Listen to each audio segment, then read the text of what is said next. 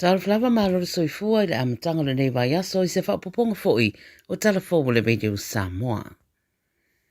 O se oso whainga Israelu i le aio Gaza i le pōle sa sa o tuna ai, whasi o ti aitu stala e to ono, pe ona whaamania mai le wharamai na awina atu i ai la to ia, ma o liputia foi o lo o awhi ai matu stala e to wha a le Al Jazeera.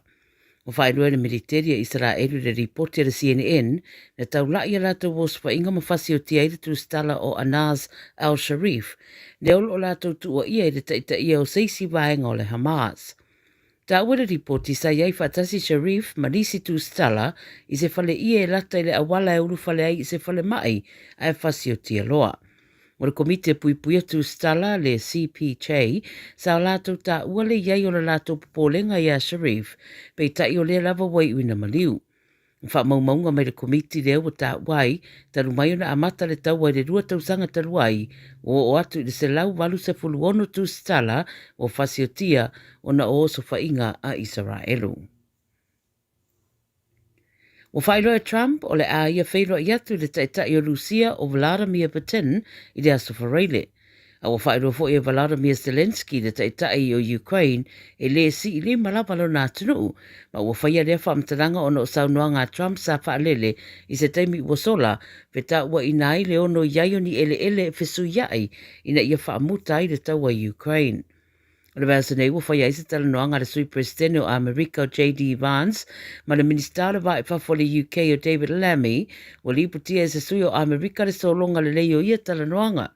Alo mauma wa i Zelensky o le ala fua o Ukraine nga i se whire mu e te tau lava na o ngā tonu ai ma wha mautu wina wha tasi ia tonu ma Ukraine. O le so le ua whata ua inai i li poti leanga i anu se suisi ni o malo o whatasi i Iran mo whatalanoanga ai le o yeise whamtalanga e whatatau i le Asia o no fuanga ni ukiria. Pe ona sauno ai le minister vai whafo Iran o Abbas Aragji, taru mai lava o whainga Amerika ia Iran e leitu e maua lava se asia singa, po se whamatalanga mai lea whaitu se i vanga nā, le taimi le nei leo le a whaimalanga ane iai se sui mai malo o whatasi mo whatalanoanga. Ta ua le ripote le BBC e leo fia Iran i le lala leo le malo o whatasi e nafa masu e suenga ia o no lo iei nisi whamatalanga whea veai se i vanga nā ua mariri e ane le Tehran Supreme National Security Council ona iei leo seisi vetuna inga e whaatatau i le Asia o no fuanga niukiria pe ta i e mole teminei e na o whaatala noanga o lo o whaatulanga. Mai Pasifika, o whaamatu atu nei na matanga ruenga o whemalanga i ngā whiti le immigration se lapata inga o alanga te tau na sira i eire to tele e whaatatau i se upenga ta whaelangi tau whaasese o lo tau whaasese ei tangata whaapea o lātau o le ofisa e whaangaio i a visa. Pai loa le whailau tusa le immigration na whiti se pepa o whaamataranga, ta uai whainga tau whaasese ia wao i nai whaamaumaunga o tangata, ma se whaamatau tele lea i whaamaumaunga whaarilolilo nei tangata. O le whaamataranga me le ofisa o le malo, o lo ngāre rue whaatasi nei ma au nanga e patino a lātou suesuenga, i le mata upulea ina ia whaia le suesuenga i la matianga i tangata lau tele. Fautua ina tangata e whao ngāle au nanga lea i a toe siaki le leile tuatusi po le website po sao ma wha mautinoa o le ofisa sao lea o le malo ai le o le ofisa o le au tau whao malea. Tala mulimuli mai New Zealand o se a onga i au kilani i saute lewa whaeloi le Radio New Zealand mo toe wha au wauwa senga i le so i le mai o se teimi na tāpuni ai ona o ni tangata ma tutua na urufale atu i le loto au le a onga. O le korisi o Aurere i Paptoetoe, wo lātou whaeroi mātua i lunga le social media, na tāpunia lea ongo no nisi, na anga i atu peitai, sa toi ave sea mai ma ua mai a soa lau pula le mata upu. Se pepa o whaamtaranga mai leo ta wai, na wala awane lātou le mata upu le tere titi o le se furutasi le tau, o na uri pote se kulupo lo tau mawhai e uru fale i le lotoa lea onga. Ta ue leo sa iei lava i lea onga se iau ina toe lipi le lockdown ma o lo saunga le mu uma lea onga. E leo ta ue le ripoti po o aile kulupu lea na anga iane ai pe aisea foi. I o talana le radio Samoa mo lau whaafonga mai, le amatanga fo le nei vai yaso, manuia tere whi au matiu te whenga iai, masi o tātou tunu. Ua na o le radio Samoa, se furulima iwa toru a mo, e tautuaina o e ilaungangana, fitu aso le vai yaso. O mana o mie o e po se isi o lo a inga se fisoso ani tau whi malanga inga mo ni usila. I mata au po e pei o le vai tamai no whanau po ngā luenga. A whai o lau tali o le ioe, wala au loa Ken Ferniho o le Fern Immigration Services e iailana lai sene. Ma ua silia ma le se fulu lima tau sanga o lana tau tua. E toa tele tangata o fisoso ani iai Ken, i mata upu tau whi malanga inga. E au fia ai mata upu na o atu le tribunal. Ma apili le minister. Tanga iane le matou Facebook, ma le upenga te whailangi i moli mau. Mo nisi whamtalanga, wala au mai le Fern Immigration Services, ma tala noa ialu isa, i le oiva, lua ono lua, tolu lua lima tolu. Lua ono lua, tolu lua lima tolu. Po le o lua tasi, tasi lima tasi, o lima. Avia maua sosa, Omega ka, Iana loi moa, Omega ka, Tagale tau mofie, Omega ka, Fili mai loi le Omega ka. Omega Cars, lua selau Cavities Drive i Manukau, po le telefoni o iwa lua fitu lima valu tasi lua. Susu mai Manukau ne, Omega ka.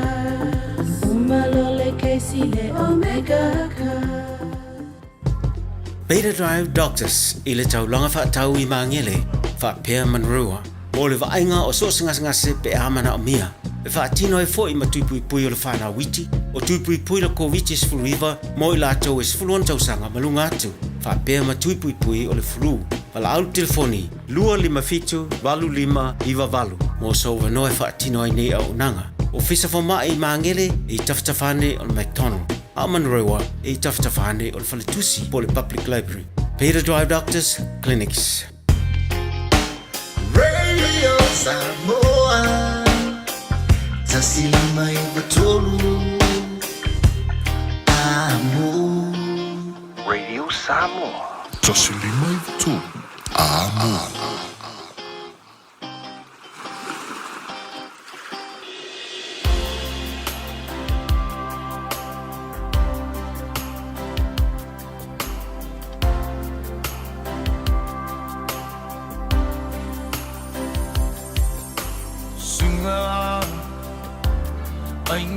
Taso manatu o mafofonga fia faalia tu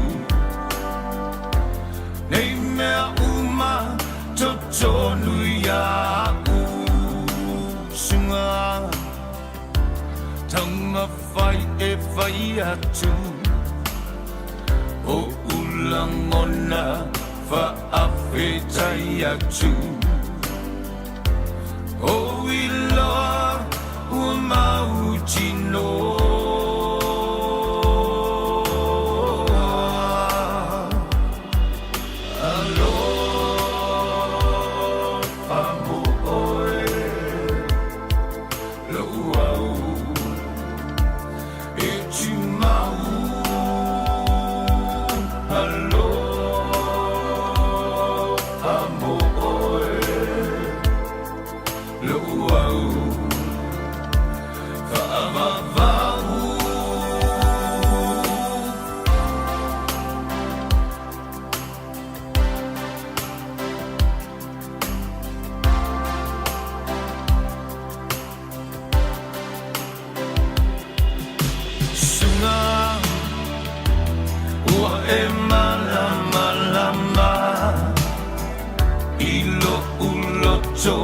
Malo uanganga mana tua pe ao malanga sunga te mau I tailo fatu tava mamau mana tua maya tu unga mau e faava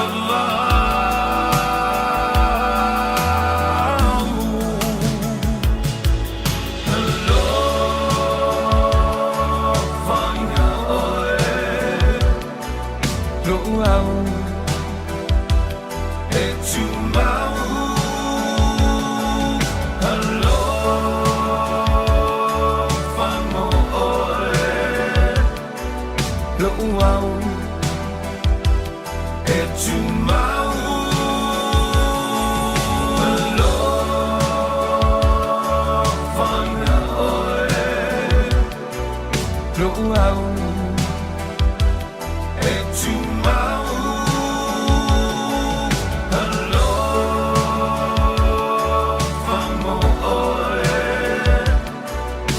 wow, e tu mau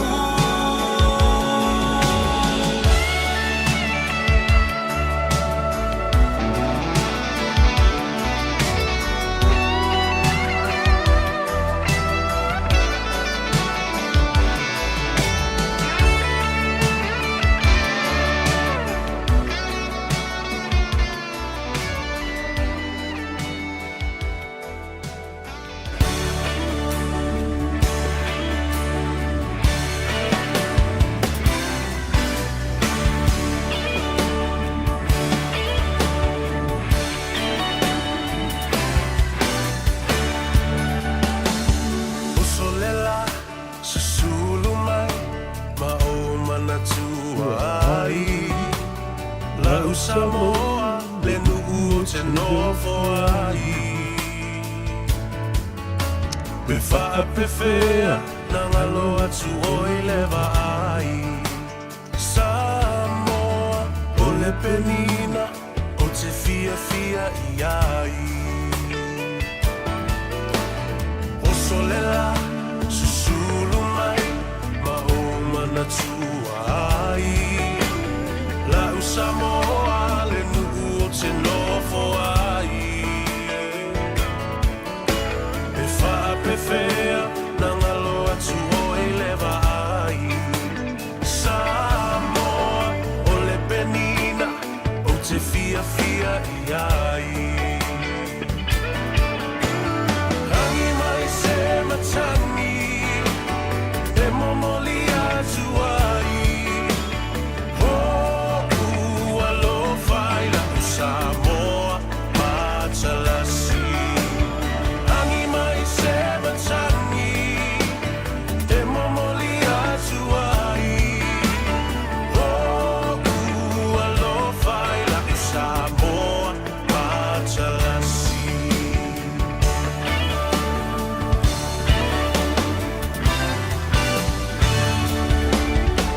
O aolelea, whaasolo solo La poia o na paolo Lona sami i la pe asulungia ele masina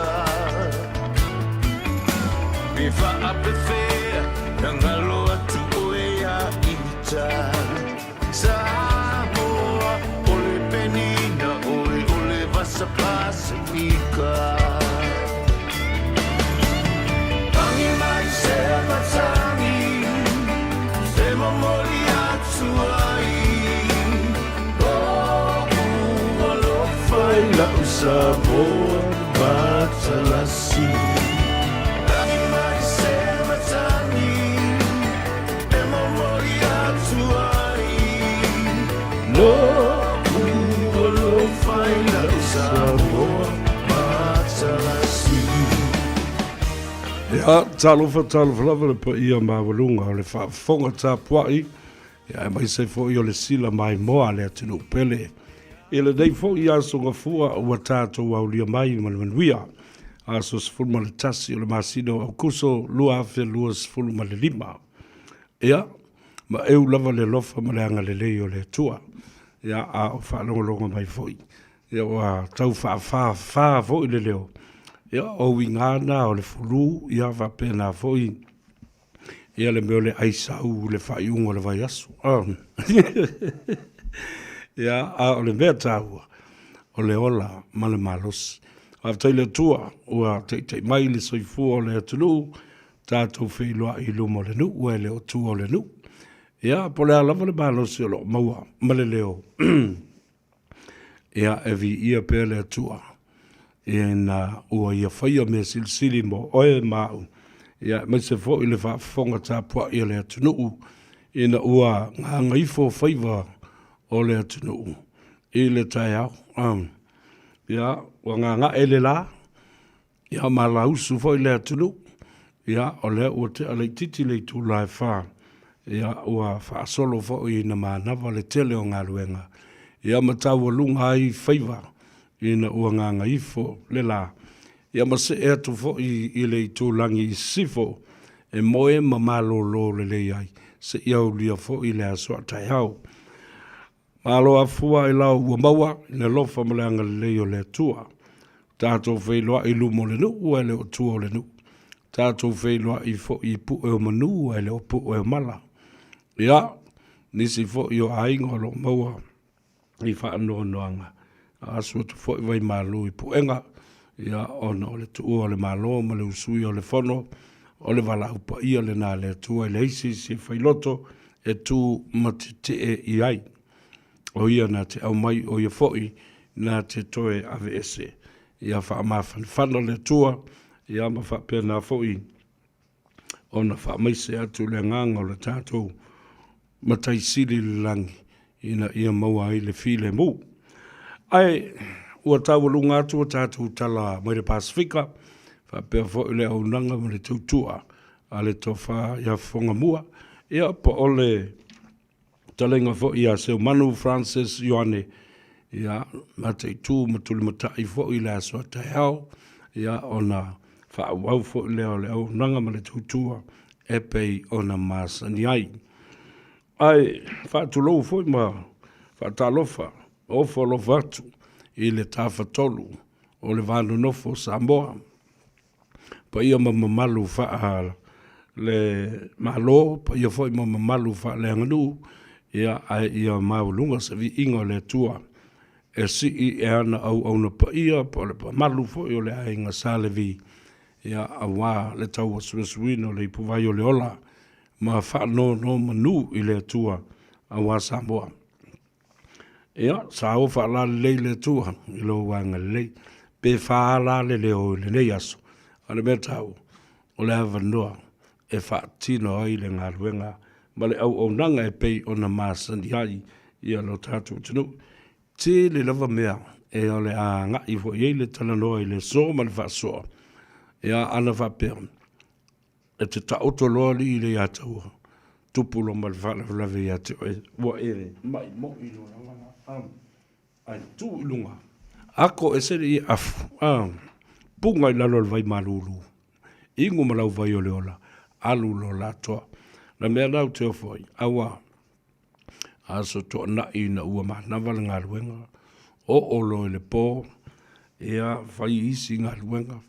O i volo i le sānafi. O a matua. Le mawhai ana tautala. Ai pei tai o le lofa mele anga le o le tua. Ina ua mai a fo ina vai le fo mai i a whapena fo i. O le fulua, wha mai loa, le wha mai ange, ia, so mai i la whailo kui, o whakulea i whamonomote. E kui loa ua mai mo, ai wale nei, ala o tuala o whangu, o le whangu sama le vai o leo. Mai, what's that? Wale tala le wha mai. O whatua, it's just a natural remedy. Ai, wha mai, is it working? Whaku, look, I wasn't able to talk this morning, but once when I had this, it gave me some hope. I've my telephone. Ya ko angala ingulo vai ngale la le kuinga o ingulo vai.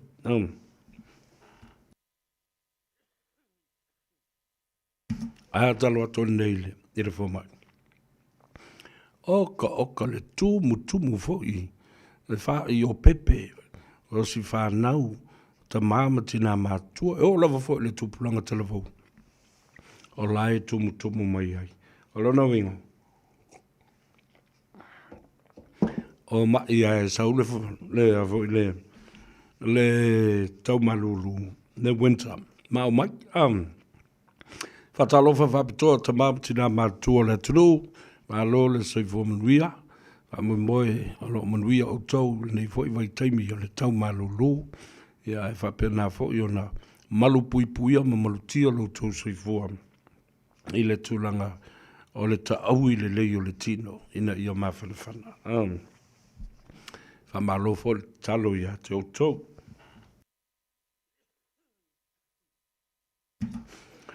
Ia, whatalofa I mauta malawa, whale o tangata mātua, ia whapea fo I mauta ngā senga zeolo o whaata o toli ai, a moe le ngango le tua e pa I atu, mawhana whana, ia whapea nā fo I ana whamalolo I nai, le te leo nai o tātu ta mamtina mātua, o lo o whaata o tolia ona o ngā senga o le tino. Ia, ele ngata I lea, whatalofa whapitoi I o tātou uso matua whawhine I lunga o le apia fōringa. La tau o lunga le tātou Facebook page.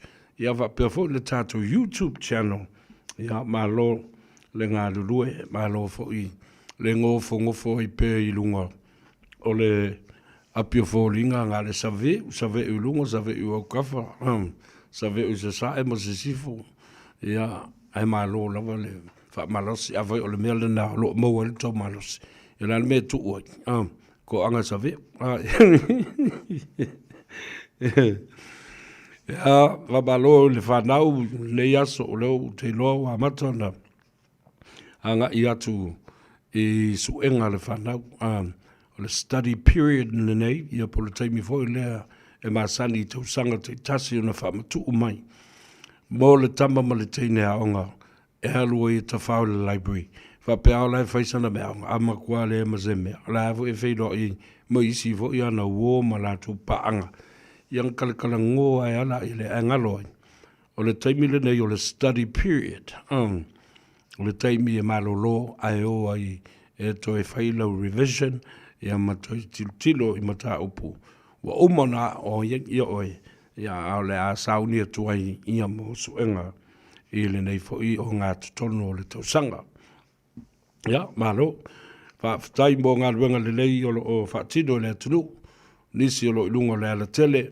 Ia, ua manawa ngā ruenga. Ia, taua fo I ona iai ia le whaite tenga. Ina ia auani o tātou whaatamala. Ma ia tātou mātālia. Ia, malawa papale fo I a mio le anga istanga tai whai. Le au le mi ngā o ma le au... Lau fulu lele fo le si tama I mea ai ia lava pale mon sai. O ane ia vea ia vale lua e tupu le pisa. Mo lava le vale kasi lungo le wala. Ia ona saunga le mu lea o mea oma. Mai ane no whanga lo kolosi e whanau ia o onga. Ia whapena fo no whanga lo ngā lulue ai ia le au whai a wala. Tasi le nā mea maita wina pea. I vai astu tasi. Ia ma le au whai awala. Talo whai, timu pe la, ia la lava lo whatino la wala ina ia musunga malie ia le tūlanga o le whetaloloa I o le atunu uilunga o ala titele. Public roads and safety for those who work on the road. Constructions and contractors. Latu umana.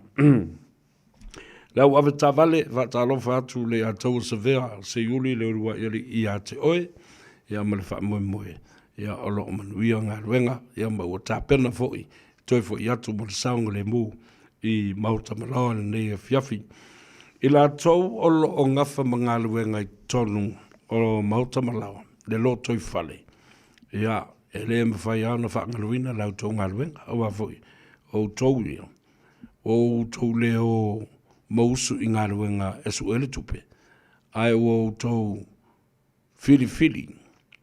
Le whai o tau ma tangata e tua I ai nei o tātou tamāmti nā mātutua ua pula la ngotol soifua. Ia, me se fōle tō tele lo kingifu la kou ia.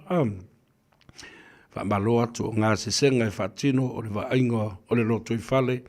Ia, o le whaamamaina o le vaenga o ipu o tā ngā mea o tau mawhutanga. Ia, ai mese fo o le mea ai ma le mea inu o le toi ina.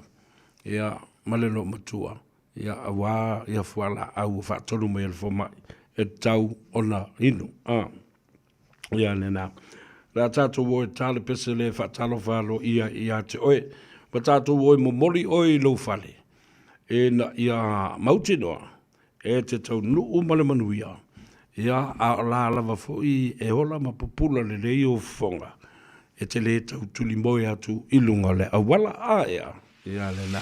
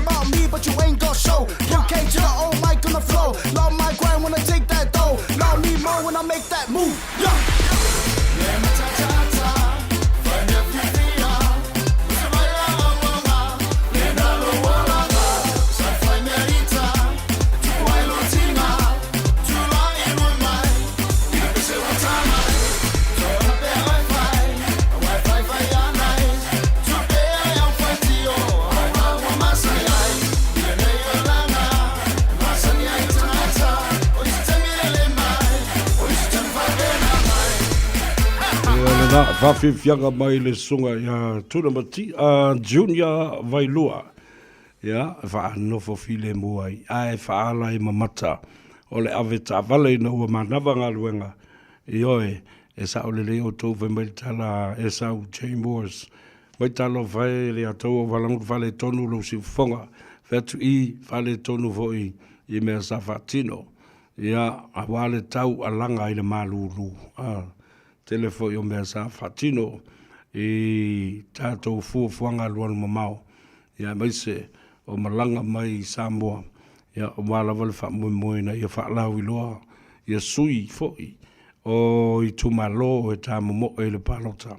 Ia o le au mai avo o se sui o le avo o le plu ia male vaenga foi le HRPP po le sap. Ia alanga o le o ma luluti mai le totele o sui faolioli o le whatutua I le tō Samoa o tas. Ai maise la le whamoemoe o le sui o sa fotu manganga I fo muamua. Le tōwhai le li o le tua, le matua na tongi le vitelenga I ala vea, lau a folasa Solomona Paulo. Ia, na masi I ato mai fo le komiti, ia whafte I atu la vea Filipo, lau fionga li o po le vitelenga fo ia li o la vea, whatau malamba au wawa. Ia, le tōwhai ia ngā inga, ia ma autou umalava. Ia, na malanga mai. E whaafitai ai, I lau tau lotu tele, ia mai se foi o le soso ni atu, a le o e sa whaatali I atu I nei, I foi au mana I uso, ia mai se foi le fionga I le li ampasa, le lupe whaalele a sa fotu. O ia fo i o se li i whai pisinisi a o le ampasa tō fia whao uina e le malo Samoa. Ta wala mai i le whaamsino sili ma le whaamsinonga mawalunga le tunu Ambassador Reverend Larry Tupai Lavea.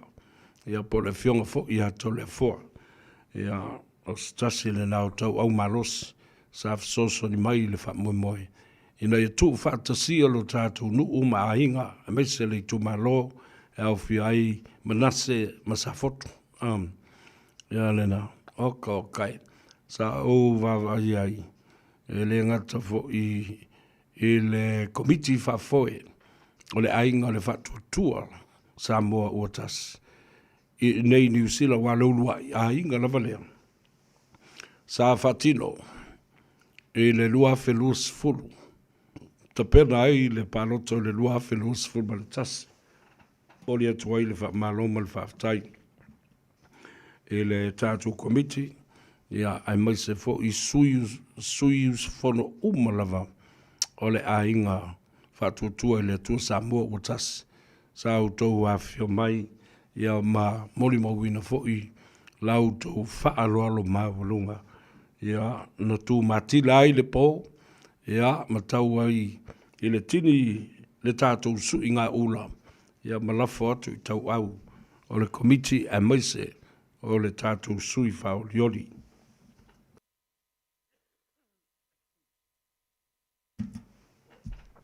E pei fo ena o whai atu, mau whai tala tuani.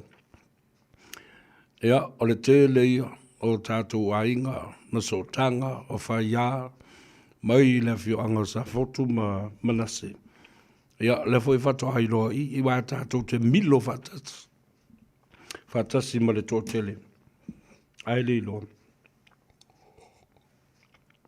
O tātou so tanga lava ia. Ma tātou ngafa e tas. Watu e le wha malo ma le whaftai. E le lango ina o le awhai wha moe. Ia o tau se sila nei la i ai. Awa sa au wawa i atu fo i. E sa ili ngā se leni a sui whao lioli mai Samoa. Mo le HRPP. Ia nā lo tā lo whātu i ai. E le whaia lea e le a tō se tai tō se fulu. O ni tangata i ai. Wale le e o soi le alofa atu i ai. Ona i loa ila ia lea. Le se senga o tangata la tu te wha mau popoa ma tuu whaatasia. Ia ni fuafuanga whapea. E te tai mai ai langona o tangata. Ma o mai i ai ni tangata o pongi o ila. E te lore le ai. Lea nganga o tangata o lo o i fafo. E winga. I le lato filifilinga ma le pati wa ave i ai le lato whamumua i Samoa. E te loa i so ngā tupe a sui ia whaoriori o mai. Ia ta ulo le sui o le fast. E o umama le lifua umala ngona ma nganga o tangata. E le na o le talandoa. Ai o i ai e lafo se leni. Ia le ala o mori mau nei. I su ngā tupe fo'i, ma le whaalawi loa fo'i, o sui fono, po sui fo'i, whaorioli mo le HRPP, ma i la tauia. E le o i ein tangata.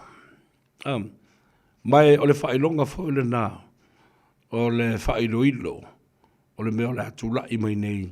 Nā rufia tala nola i titi lava i vaenga ia, o tāpe nanga o whaalawi loa. Wautou sila i ai. O lai alu ale whaasolonga i o le whaalawi loa le fast. A o nofo le HRPP, la whatoa tau nuu watu fia me ma le SAP, po le Samoa United Party i Salafai. A le o tea e se mai, i a lea fo i le whatutua, i le atua Samoa o tasi, mai i sa whata tasi, sa whata lua. Lea o tea e se mai fo i ma le pā, ma ufanga masale o panga. E matau tia, o ese mai ma vavau. E le ngata le na, ya, o le o ese mai, ma sale o mua. Ale i pata i tū pā i lunga, ma ale i pata i tū pā i lalo. ele i o au mai matau au whai whaatasi ia i tu malo nei le teime tasi. E whai ese uma, ai sea. Awa foi la o i e te iloa ai le supporter. E te iloa ai le lango mai o la ngona o tangata. A o le mea le whai alisi au li ia. Wa tawa o whai uma mai i tu malo i le teime tasi. Whato a iloa tuwaila ia. Wa tau whio lolo mai se whai numera. O le mea o leo te watu ele tala. E te iloa le lei le whaalau iloa ma le sāwa vali o lo whaia ma le wha maoni. E le palafu, e le whaatala ole, e le lātou te whaia ma le ato. A whaia tasi le tumalo o le tasi le nā. Whaatua o tu le si tumalo. Yo, wa taha pena ma lava le lei le lātou whasoa. E o ai, ina ia awane i misia lea i tumalo po le i tumalo. Pe tō whaatasi uma fo i tumalo, i lalo se wha malo se tasi. Ia po o se whale tasi lea.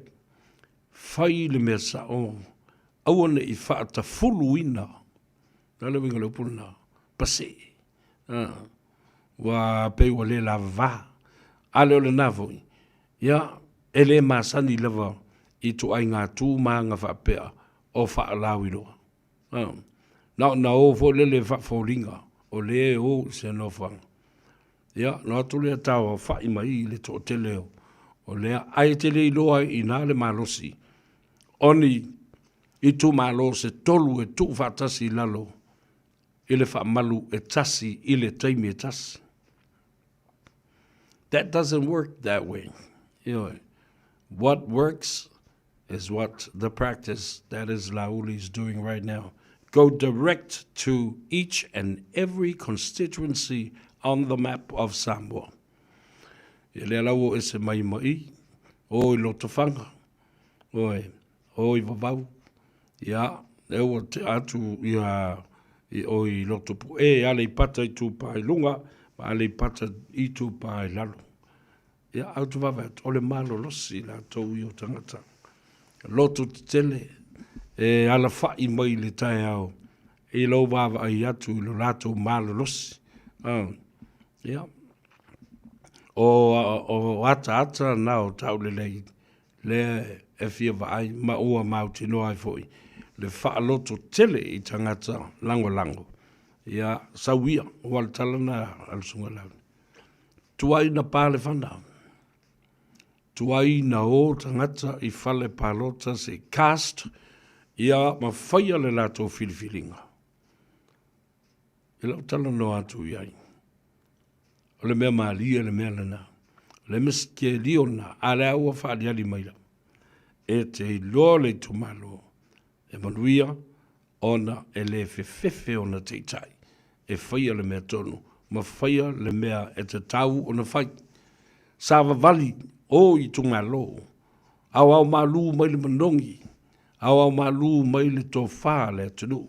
Le lātou wha tō whala inga, ma le lātou wha utanga. Le mea nā te whatue. E pisa ma uio ma fe eile ngō la hulian mali e toa. Le ai lava masisi, even to lepa, is no match for le la hulian mali e toa. I li vāsanga tutusa, i li whatustusa ina fō. Nā uto loa ma sila. Pea ro whai atu. O le whai ngā pālota le nei. O le manu malo. O le a ngā i mai. E le tā ua o mafo whaunga o tangata. I se tai anga waa e mawhai o na ia whaia. O lo o iai lo na soifua talavau. E umi se taimi. O le atau ave mawha le lei a tiri ai se whainga malo. Nai lo o te itai ua mātutua. O sina la wao. Ua pūno nou i lalo. Mawha pēnā fo i ona tau. Mamo ini mata. Ma tau mafau fau po le a se tala o le a whai mai. Mafau fau nei mea na. E te le fia muri tai. I se te ita inga e te loa. Watu wai. ua whaatelengese, ua amata o na ngalo mea, ua tau mate, Ioi, ili se tala sere na po se tala leanga foi, ia vatu, fili, o tai mō le numanai.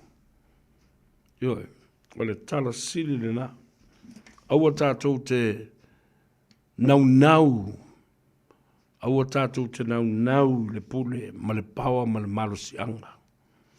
O tupe, o whanua, whapena fo i pisi nisi, tu u le hava noa i isi tama whanau le atunu, mo lou i tu ma lou, o le ai loa o oe o se tai le lei, ona ua e tā pena lena foa, mo se isi sui tai, na te tau a vehina le ngā ruenga. Tāre pese, whātalo whātuai, e le po i maulunga le atunu, o lo o i lunga o le ala le temele nei, whether you're on the road in your private means or a private transport, or whether you're traveling with other people, ya malo lava le ngā lulue, malo fo i le tau ata i ma le wha, toa i le ne yaso.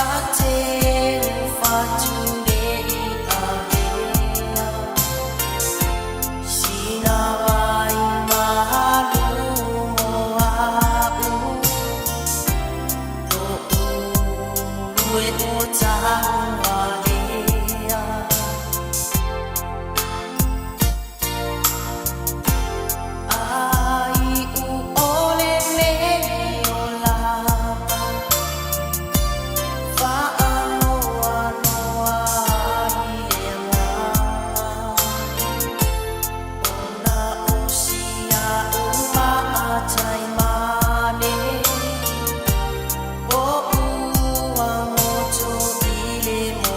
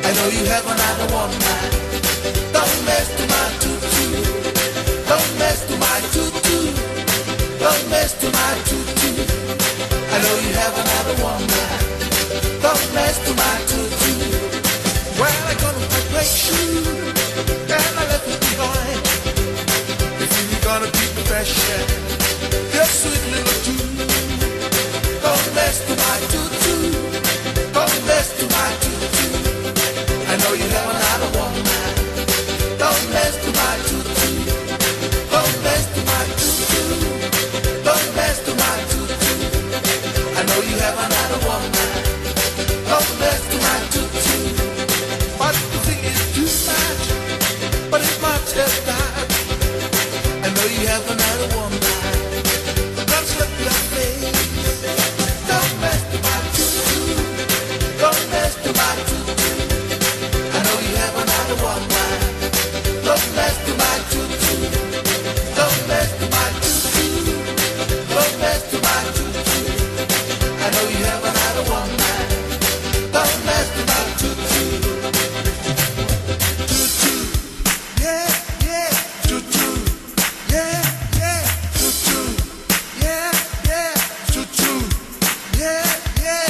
Tutu. Don't mess to my tutu. Don't mess to my tutu. I know you have another woman. Don't mess to my tutu. Don't mess to my tutu.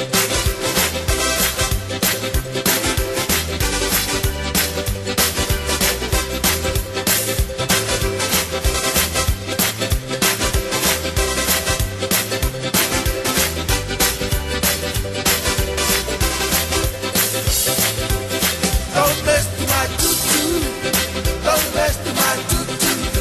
I know you have another woman. Don't mess to my tutu. Don't mess to my tutu. Don't mess to my tutu. I know you have another woman. Don't mess to my tutu. When I got my great shoe and I left it behind, you see you gotta be fresh and your sweet little tune. Might be thinking too much, but it's much less cash. I know you have another woman. I must love your face. Don't mess to my tutu. Don't mess to my tutu. I know you have another woman. Don't mess to my tutu. Don't mess to my tutu. Don't mess to my tutu. I know you have another woman. Don't mess to my tutu. Don't mess to my tutu. Don't mess to my tutu. I know you have another woman. Don't mess to my tutu.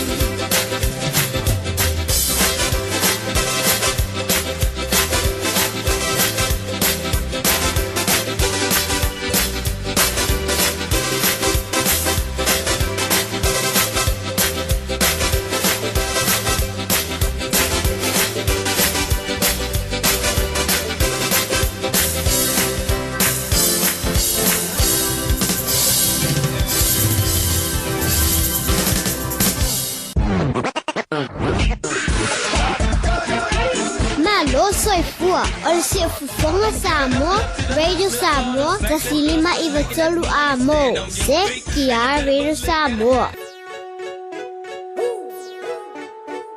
Hey Jaso, who am I again? Ayo Louis on the track, man. Jaso. Ladies and gentlemen, please welcome our new heavyweight champion of Samoa, Mr. Barbecue.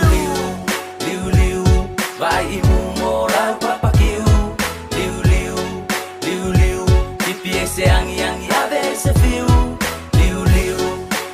Liu, vai imumora papakiu. Liu, que sasiloa e moi ile fale maliu. Kuse vevesi mai kangakala e taki ale ipu. Ke ala ipo bola i ale mea la le isu. Sa o Superman ma fie vevela. Le umbianga pinga au vamo i ale leva e keva. A vesi okay o Cinderella. Lalea e kangi ia wapula vea. Sa foi Beyonce malanga fia la wilo e ufa yakwe koi fo ia o ngei le Samoa e lea o escaloa be fai mai e ano lokama e pinga o ilo ma o America e fewa i ma bomu ma fanga o Samoa ke fia ile mea pueaka be fai mai o ke milionea como fai sa munta e su ese meia e la vea porque lea o mise lango ai fa mai singa como fai e coso o ilalo Liu vai imumora papakiu. Liu, pipi ese angi ave se fiu. Liu, vai imumora papakiu. Liu, que sasiloa e moi ile fale maliu. Omi mai ole come piuta o maka o kangakale e moka mawhaia e pula su ese mea ia e ka uvalea Fainga kale suenga ole like Malaysia. Yo e waso la furi su e sa wa kuoli fai o kaupanga pepelo po o ai e silicone ya o aso e wa mafikele ya kele pong sai fo ai maka ka kom ya ba ai lai le ole au sikonti sasi ole pupula ya e ba venga e bonia ole o langa nge iyo wa fai si fai ke kenga ka langa o loko kanga ka i wa fai si para pala o fiwa e olo ile sikilo sili ai le mo ya wa sili ai le ngimo a le kele kamo o le kau fa ale anga kwa mafia kau kala e no mane ai le kanga liu vai i mu mo la papa kiu liu kipi se angi ave se fiu liu vai i mu mo la papa kiu liu que sa siloa e mo i le fale maliu liu vai i mu mo la papa kiu liu kipi se angi ave se fiu liu vai i mu mo la papa kiu liu que sa siloa e mo i le fale maliu. I don't miss you, boy, because you're always on my mind. I don't miss you anytime, because you're always on my mind. I don't miss you, boy, because you're always on my mind. I don't miss you anytime, because you're always on my mind. I don't miss you, boy, because you're always on my mind. I don't miss you anytime, because you're always on my mind. I don't miss you, boy, because you're always on my mind. I don't miss you anytime, because you're always on my mind. Sometimes I get so lonely, wonder if you're thinking of me. I admit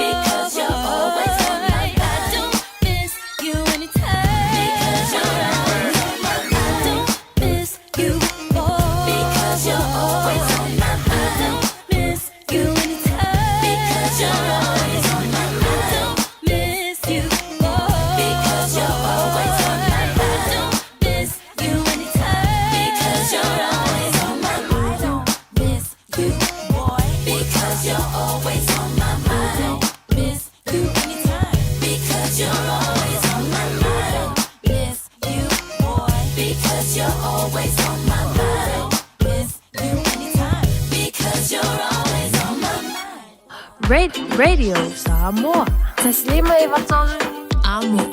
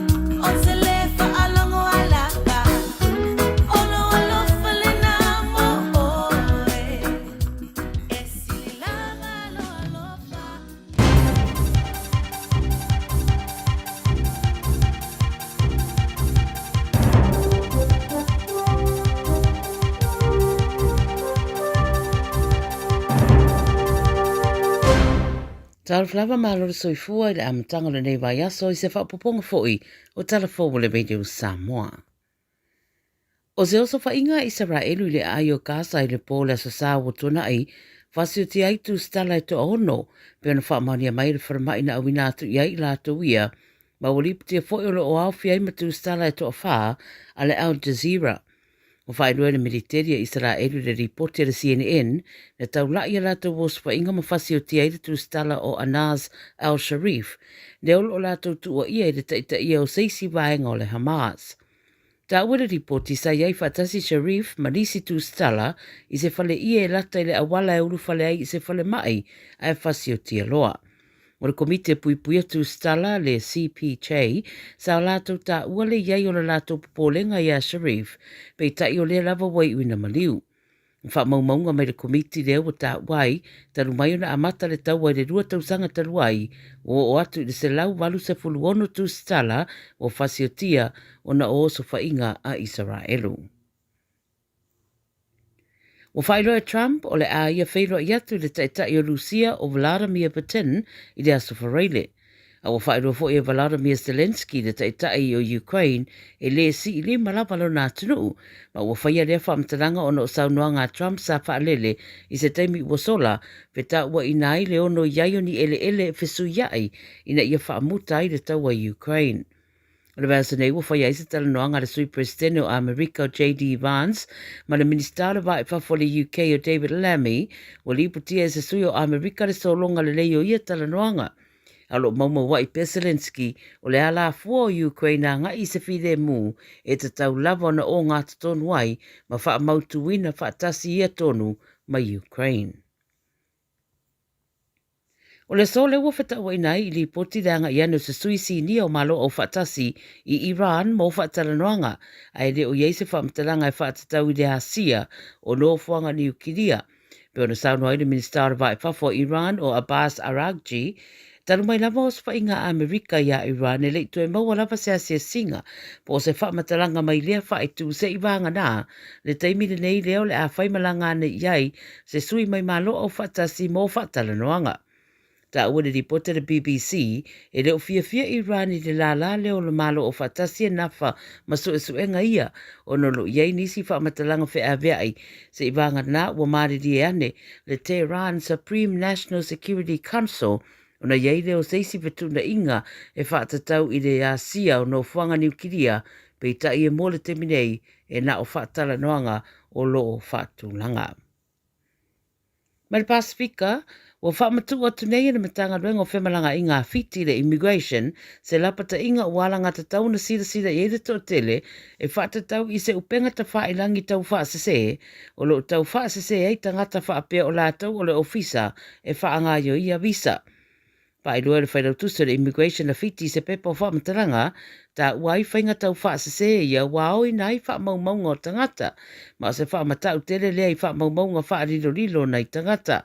O le whamataranga me le ofisa o le malo, o lo ngāre rue whaatasinei ma au nanga e patino a lātou suesuenga, i le matau pulea ina ia whaia suesuenga i lamatianga i tangata lau tele. Fautua ina tangata e whao ngāle au nanga lea, ia toe siaki le leile tuatusi po le website po sao, ma wha mautinoa o le ofisa sao leo le malo, ai le o le ofisa o le au tau whao malea. Talamulimuli mai New Zealand, o se a ongai au kilani i saute le ua whaeloi le Radio New Zealand, mo toe wha au wauwa senga i le so, i le mai o se teimi na tāpuni ai ona o ni tangata ma tutua na urufale atu i le lotoa o le a onga. O le korisi o Aorere i Papatoetoe, wo lātou whaeroi mātua i lunga le social media, na tāpunia le ongo no nisi, na anga i atu peitai, sa toi ave sea maima ua mai a soa lau pula le mata upu. Se pepa o whaamtaranga mai leo ta wai, na wala awane lātou le mata upu le tere titi o le se furutasi le tau, o na uli pote se kulupo o tau mawhai e uru fale i le lotoa le a onga. Ta ue leo sa iei lava i le aonga se iau ina toe lipi le lockdown ma o lo saonga le mu uma le aonga. E leo ta ue le ripoti po o aile kulupu le ananga iane ai pe aisea foi. I o tala nā le Radio Samoa mo lau whaafonga mai le amatanga foi le nei vai yaso manuia tere whi au matiu te o whenga iai ma si o tātou tunu. Hey, hey, ho!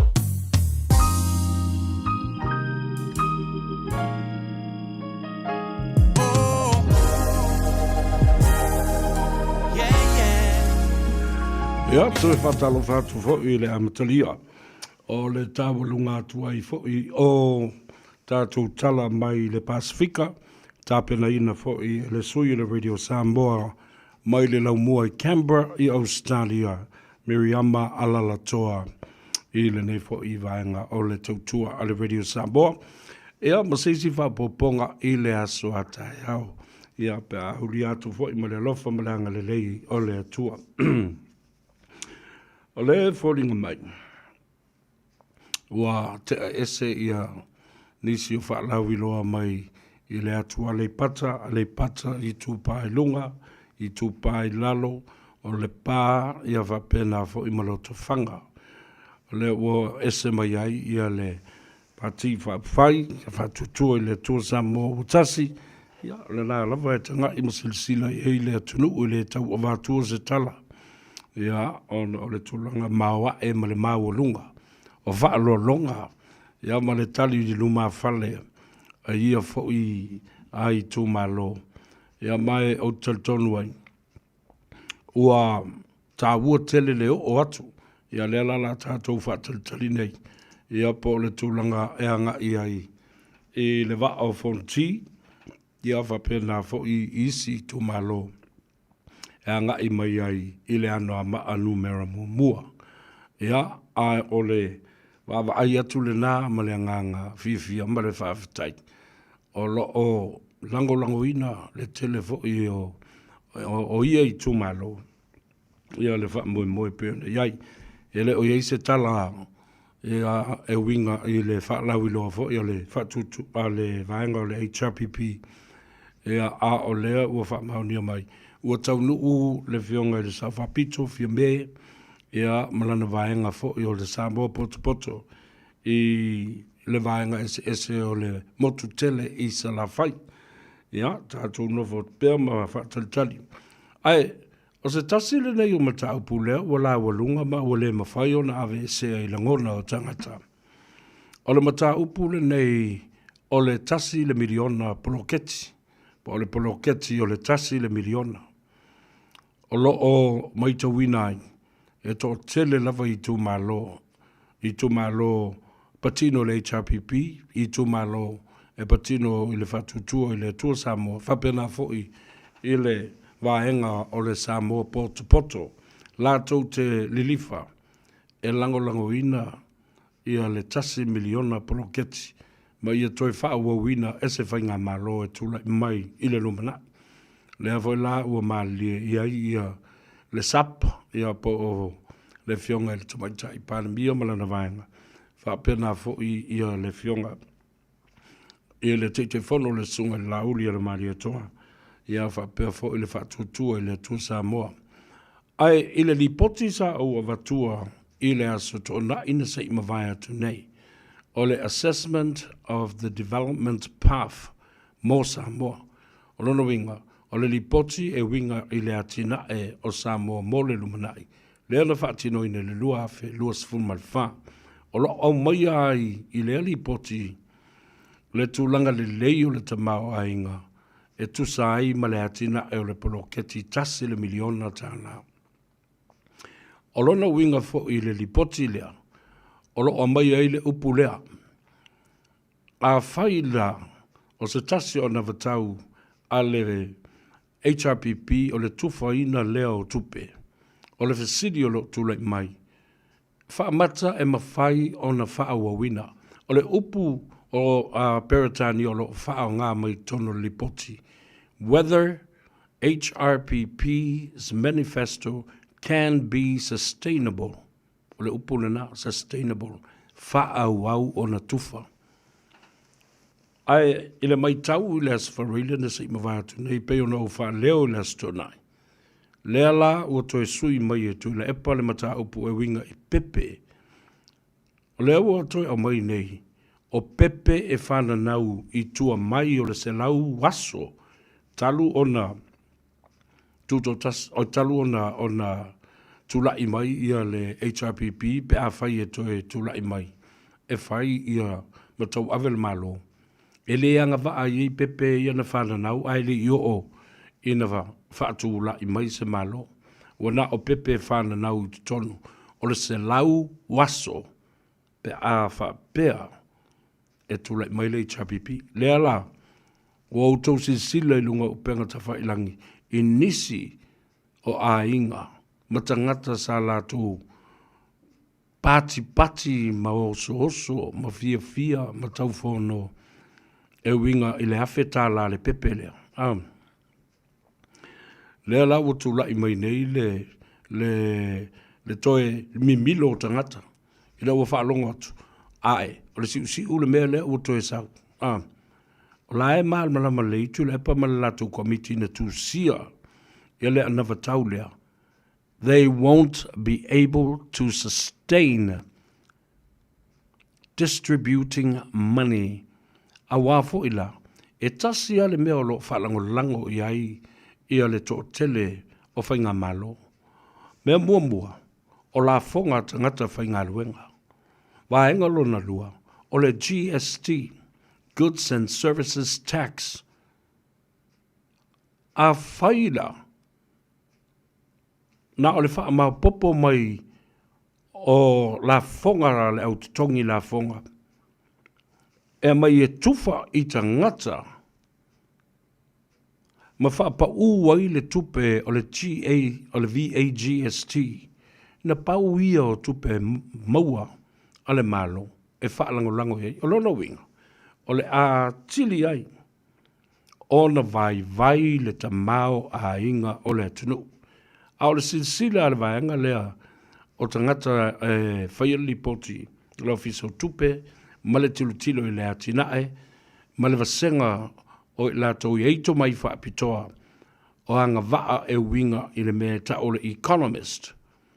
Tangata nei o Economist, o tangata la tau te a puti, whaasoa ia mafuafua, mamau atinae, ale atunu. O lo la tau vi ia i le lipoti le nei, le tau mawhainga a le whaatua i le atua Samoa ua tasi. E le ngata i tupe o le atu i nātu i tangata e whasosoa ni ai. Mai ai le pepe se i o ina matua, ma alu e a onga, se i alu i whainga luenga, se i toi retire mai. O le tele o ati na e nei, o lo o ngā lulu e whaatasi ai. Lea la ua apo mai fo i e fia me malana vaenga. Wha wau le ploketi o le miliona. Wha popo le tupe o le ploketi o le miliona. O le ati na ele na, e mawhai o na lawa lunga i le tūlanga o Samoa, mai atu nuu ati ae o le Pasifika malalangi. O lono winga, o lango ina, ia le mata upu o ati nae. Developments that has a return. And that report is based on partnerships and ventures between government, businesses, non-GOs, non-government NGOs, government organizations such as enterprises such as UTOS and NPF. Ole mana ia le kopi o le poti le na mai ea. Ina ia mawhai e, ona whaamanino atu nisi o vaenga o na watau ia le atunu. A na watau ia le atu ina atu le atunu. Mai pāti te tele nei. Ai lawa lunga ai lava. Le tā ua o le ngā lulu e whaatasi o le malo. Ma tu ina atu ala tu whasosoani. Whaatasi ai ma le atina e toe fua mai. Ma toe tua i ai le atunu. Awa o le mea tupu mai i le anavatau o le HRPP. O le a misa tangata. O le a pisa tangata.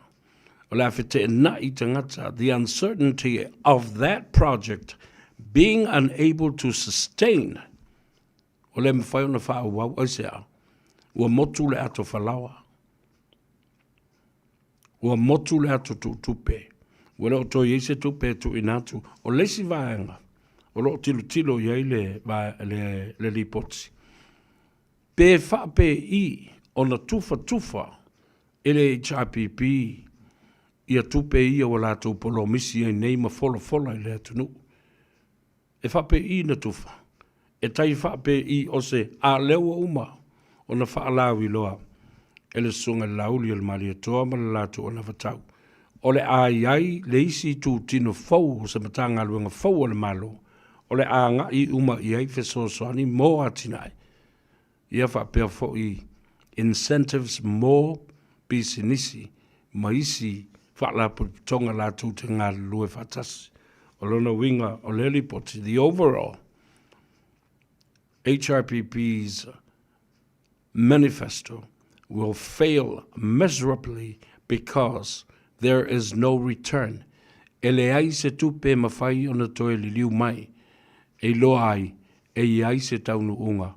Ma se mea e mawhai ona toe tali mai ai matua atu I le tupe lea. E tau o le tupe oti, o le tupe pe, o le tupe uangau. E le toi mawhai ona toi whaola mai. There are no developments in these projects. There is no return on the money that is distributed among the project of HRPP. And I'm telling you the truth. And I'm telling you with my true conviction of ole meo o ye Samoa. Yo, mafo faulelei la ia lei lau parota. Mafo faulelei, it's not too late for you to change your mind. Where do you want to belong? Ole alula ia lei o malo mafo fau ole afai le tausanga atua. Ai lei loa. It's only within the 100 days. Yo, nela uto e me ya inei la wori ima whape mai. Oi, se toi avatulanga e tele paperwork ma me whai le mea lea. Ale whatulangana lena mai nei ele li poti lea. Samoa will suffer immensely because of such mandate and such manifesto. Fatalo fatu, ile fionga fotino, ia po le fionga fo ia tongia, to filau le ngā upu to muli, ia alo le mafuta mai whapa ia whipuleai lui kunwa yu lise taisalika, ia whapena fo ia lua nuusolia. A leki a sangyam, alo lile soifo manuia, kalala sa tele, talo falava ma alo soifo manuia, lasi leilua,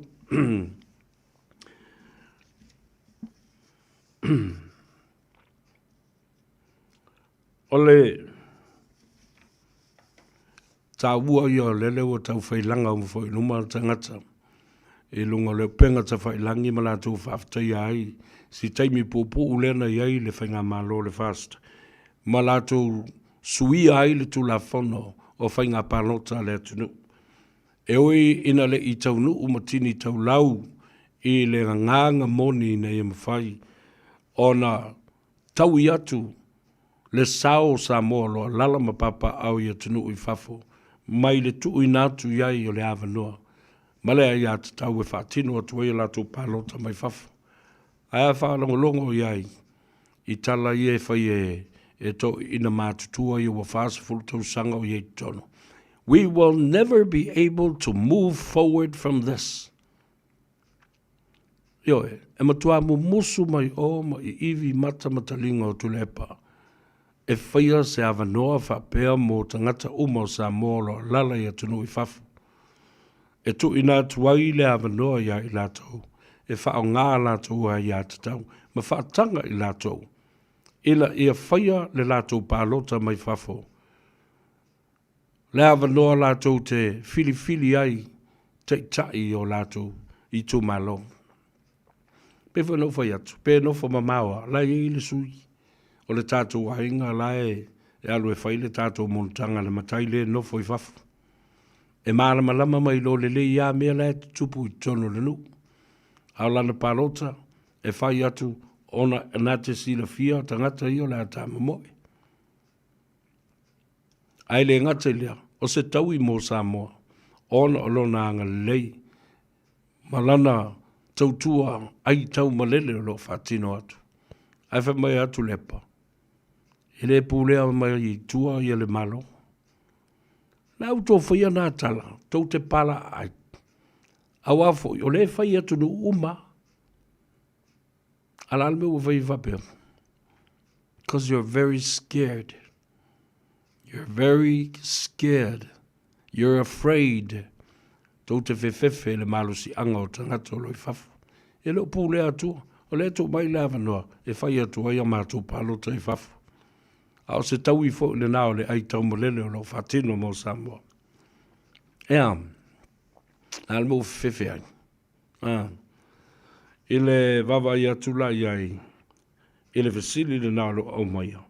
Is it sustainable, the distribution of money without a project or a development?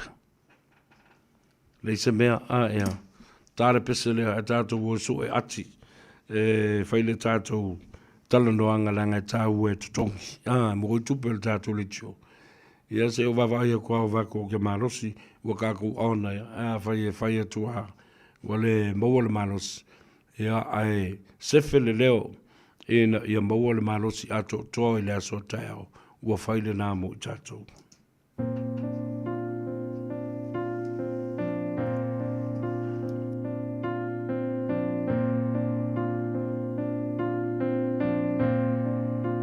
Just you and I, sharing our love together, and I know in time, oh, we'll build our dreams we treasure. We'll be alright. Just you and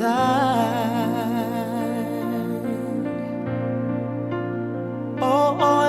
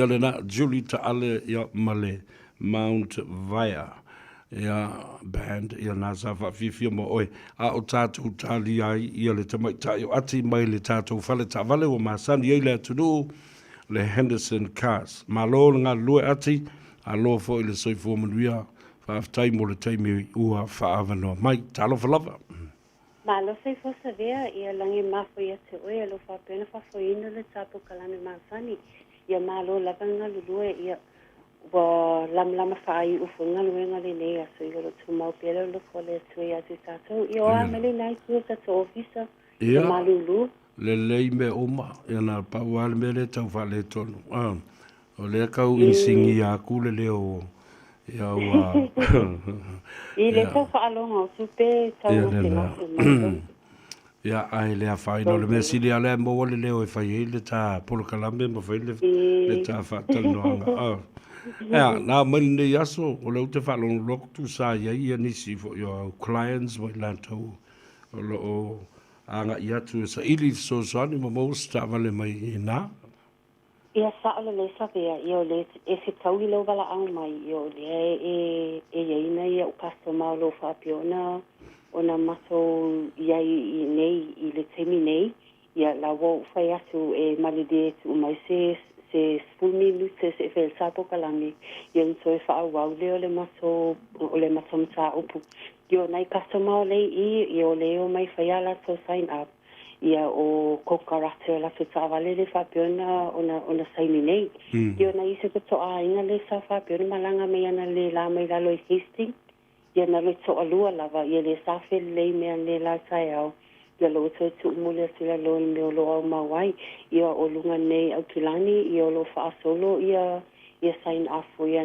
na ia so ainga lunga nei au kilani ia le sa tu level fa mo na ia so ainga le malanga mau mai ia ai na ia so ainga le lunga nei ia lo fa muli ai ia le to nei tu nei minute ia ona tapunia fo ile le tato officer ia ai lo ia pe ia tato staff o ia lo fa peona ngalu se ia pa ia na nei le tura sumakas malo ia ai o le tau le tula ono ma na vanga luenga nei ia matapuni atu e fo ile au nanga ia sa le ia tapuni tato nei le tula ono ia e fa au pele au nanga le Henderson ka se ia pa ia na nei le tula sumakasi ia o le pisi masani lava le Henderson Castle o so tele lava le malo la sunu o lo fa pe ona nga I mai I le tato fa tavale io nei le songa fua ia sa so tele lava ia nei tato a inga sa fa pe ona malanga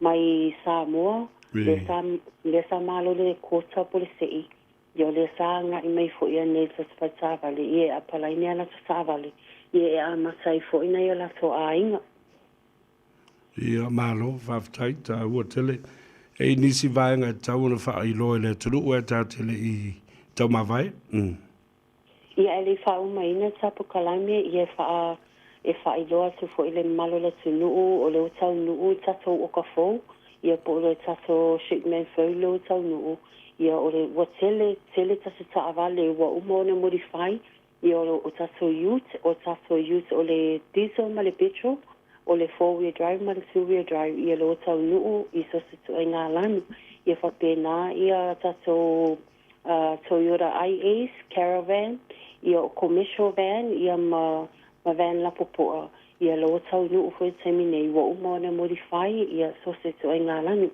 ia o ai o lo o fia mana o mia se soani I le fia pala ina savale ia au ni fua ia esu mai I le tato officer nei I le matutua tusi o le tasi wafa Kevin Drive I papatoe malo ia le tā telefoni ia o le tā telefoni virifua ia wala au mai o ati le numera o Valuselau fititastasi ia pete I meli mai fo I lunga le maso Facebook page ia nai alo le Henderson Cast ia ono le man laval sasa mi ia te lo pauda se ia se vai no wata o le nei taini le sa po kalami ia ta so feloa I tai au I le sa po kalami masani a pasai le sa vea manu ia telera fiasia lo fat after tele lava manuia le toi fo yatu alo fa tu foi feloa I le so tai au ati ba le tatu faleta vale o le Henderson Cars te maua I le tuatusi se lau Iva Fa Cavendish Drive I Papa Toitoe ia po o lo wanga I fo I fa nga le telefoni o val se lau fitu tasi ia le nala ia o le vava ia tu nei le I le tau o le mele o ai no fo o le me te no fo ai me fai na pa lota tuai pa fai e avela pa lota your vote a transferable vote transfer vote to Sataua, Asau, Whanalupo, ia e te le toe alu ese moro whale. Na ole mea ale na I le whale pālota I le tonu. O I nā e te alu atu e whaiela o pālota. O se wha mama a venga tele le nā. Na I lo le mea sa tātu o mai e le telo tausanga. A whai e te nofo I matamatangi, po a le pata, a o lo suafa, o lae le liu. E te pālota ma le stala I o Iasau, I lisi o tō ainga. Ia le ua whātanga. Tasi nao tula whono tāua na whātuina, e le whātutua I le tua Samoa tasi. Lea ua activate po ua whao ngā I le teminei I lalo le tula whono. Sefe le tupe, sefe le whāruai, le pasese le pasi ma le vaa. Ai apea ke ua la vea sa ka vale pe e se fa le tonu i le vaa. Ta ua le na. O mea nei e fai e tai. E mamau le latou tō whāma le latou wa ai le lumanai ma ia whaia mea uma ia manuia ai tangata uma. Ai o le whaia leo tu la whono le na whaia ia le toi ina tu lepo. O le mea e te pā, e te hafo e te les talai, te tauna e alu e te les atu parotai o. So you see the whole difference here, ladies and gentlemen, and friends and families. The whole big picture of making it easier for our people. Fa fai ngō fia, mo fia ni tau sango fai ni mea. Lala foi le if te na i parota ma tula fono le taimi ma le taimi. Asia. Lal me la alu ma mau tu ai lava. Le pu le pasi to pu le si pasi anga i oi. Ile wafu to e oso le va to e watu i sale longo to e pu le si pasi e to alu. Lal me le lo fe wa i fu le tele o le ngau sa ma le ngasu. Le ma tui ma le ma ngau. Le ma a fa lavi au. A watu la ile o e taunu watu o ile wafu. O le se va. O i taunu ule va i le wafu. O le ni pasi. Na va fe le anu fai. Momoia i o le mea le na. Au tai au le whainga palota. E te taunu watu o tapuni le. Le lola ma o tapuni fo i le pusa palota. Things that people do without realizing the whole part of government is to make things easier. Iaf, o le tiuta matanga luenga, male matanga la langa le nale. Ana malo, fai tu la fono e au ngā, makes common sense. A le whainga wha pere fe o mia i tātou i nei mea. E matua lewa ai mamau i ai. Langa foi ese le mele avel fa momua. Ese le melo avel fa momua. Avea na le teimi le nei e maro le palota. Alisi me ta wana. So se whainga palota lava. Ile vai tau o tule e pama le fast full mon tupu tau sangari. E uma le palota. Ona kofi la ia lea. E tule e pa malana vaenga. Le komisi fa pitoa. O le ale komisi fa pitoa. Komisi ilo. O whainga palota. Ina ua mai a se whainga palota tele. O le ale tiutel komisi lea. Ilo ma vava ai. I mea sa soli ele tu la fono. O whainga palota. Ma pa ai isi sui. Ma molianga sa whaia isi sui whaorioli. Molianga sa whaia isi sui palota. Voters versus candidate. Candidate versus candidate. Through the court system. O le fasiri da. O ai tangata. E tutonu o komisi su e whapitone. Who are the people that will take part in this commission of inquiry or a special investigation into the election itself? Molo Silvio, tangata umaie o mai, o le au solitu la fono umana leana na ave I whamsinonga la tu mataupu, whaia inai ona o le solitu la fono. Whato sina I tupe mo mea ai. Ma isi awala sa la tō whaia. O le fasiri lai tu lai mai. O, whili mei tu lai pamalana vaenga, tangata ia. Sa tā momo e o sui le TPP, ai ua le whaamniaina, ua wha mautuina, ma wha mausaliina, ma wha maonia. No la tō soli tu la whono le teimi le whainga parota, nā lai ona pa le I le whaamsinonga. O le ala si fisili e tule mai. Whawhewhea na tofi mai oe tule epa malau vaenga. Tangata soli tula fono ia mai e toi iluilo le tula fono, ma wha tonu, ma wha sao sao le tula fono. Ale na latu solia le tulafono o whainga palota. How can that make sense? To get these people, the corrupt people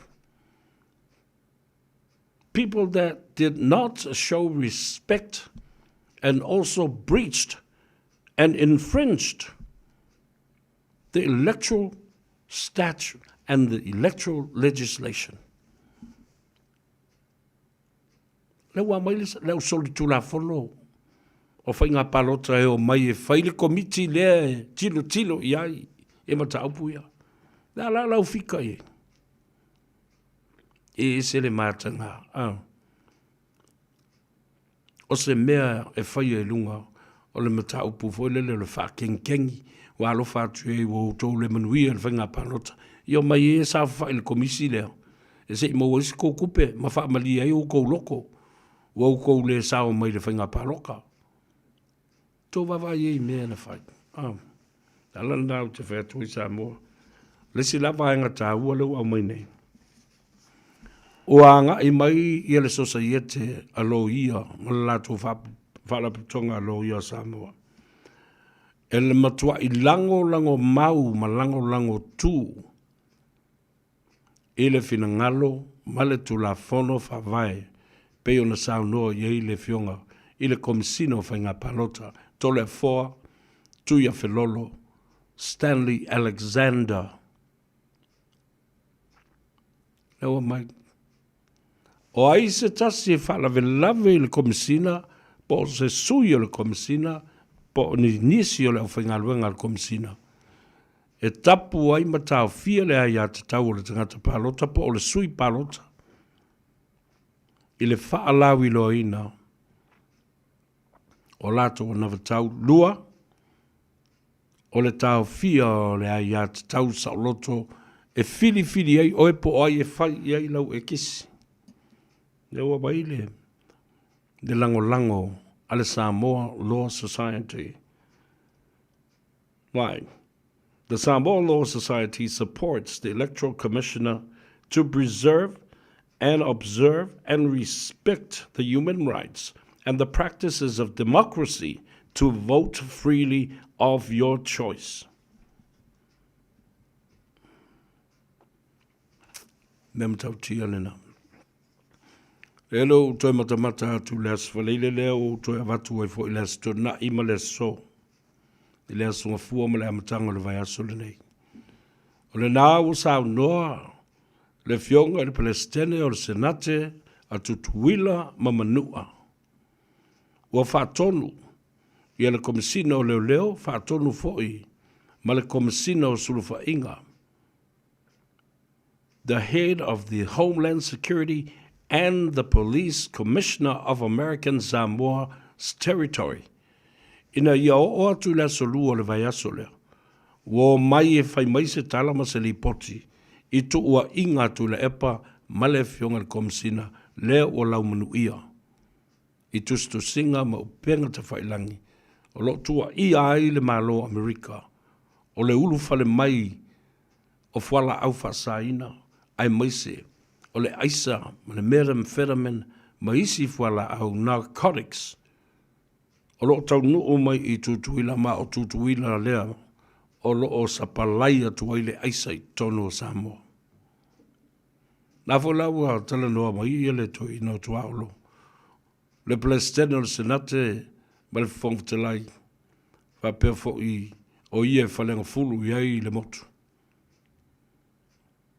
Wale i o e le taimi e whaonga ia la tu la whono whaavao malo. Ia a ami atu ai pe sapina atu ai. Ia tu le epa manisi o le malu o le malo. Pa o le komisina foi.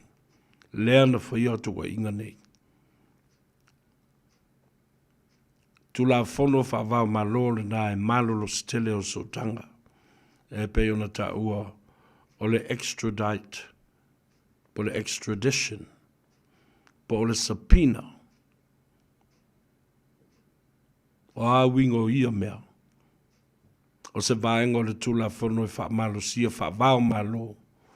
E toso ba iei oe e le mawhai ona e te te. Toso mai oe ele executive branch ne pulenga whatonu, male malo, male parlemene, e mawhai e ona e tali tua inga ia, e iai ni au tau wha maumanga, o le a le aso, male taimi, a o le a le waa, na lu watu le nei tuila, ma mo moli atu pusa aisa. Pe mo moli atu tanga aisa. Pe mo moli atu fo ile cocaine, male methamphetamine. Na le aso male taimi, o ai lea na whaatu atusi atu iai, ia nei a fifi ma nei uta ma wha mo mori te tele. No fa ma fo fau ye. Awa, le o tato wo o ne iai le mea lea. Yeah.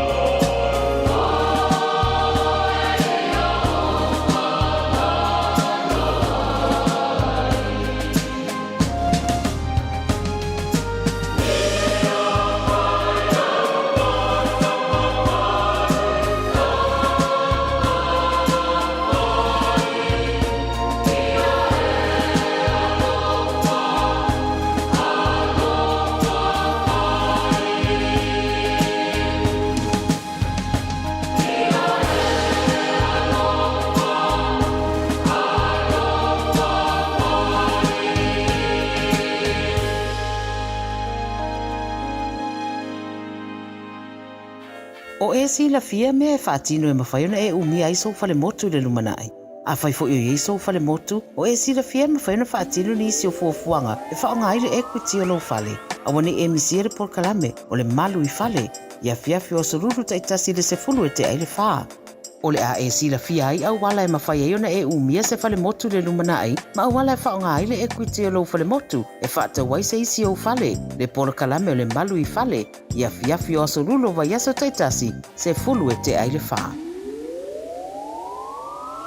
O le manulula wa yei tātou I New Zealand, o le mauala vo le lua se lau tala I le sei a le DigiCell, e vave aina mawhanawhana I o e Samoa. E se fulu whailonga ta I lua se lau tala, e anga waa ai tātou I New Zealand ma Australia, pe halafo se top up luas fulu lima tala pe siliatu, e whaunga ai le ClickX. E te anga waa fo I le sei pe a whaunga le ClickX, e lafo ai lau se leni, I le MyCash a le DigiCell I Samoa. O le a whaiela se I Australia te tasi, ma o le ni whaapitoa e amanta I le aso whao o kuso, ai mai e le aso luas fulu male ono se tema, e ia inga o le nei whaapitoa, seki a DigiCell. Beta Drive Doctors I le taulanga whaatau I mangele, whaapea manrua, mo le vainga o so ngase pe amana o mia, e whaatino e fo I matuipui o le whana witi, o tuipui le COVID fluiva, mo I lātou e sfuluan tausanga malunga atu, whaapea matuipui o le flu, pala au telefoni, 255 iwa valu, mo so wanoe whaatino ai nei au nanga, o fisa foma I mangele I taftafane o le McDonald. A manrewa I taftafane o le Faletusi po le Public Library. Beta Drive Doctors Clinics. Ia, toi whatalo whātu I le vaenga muri o le tātou po le kalambe. I le nei fo I a uli o le aso. Aso nga fua, ia, amatanga fo I le nei vai aso, aso sfumo le tasi o kuso. Ia, whatalo whātu I le tō wha.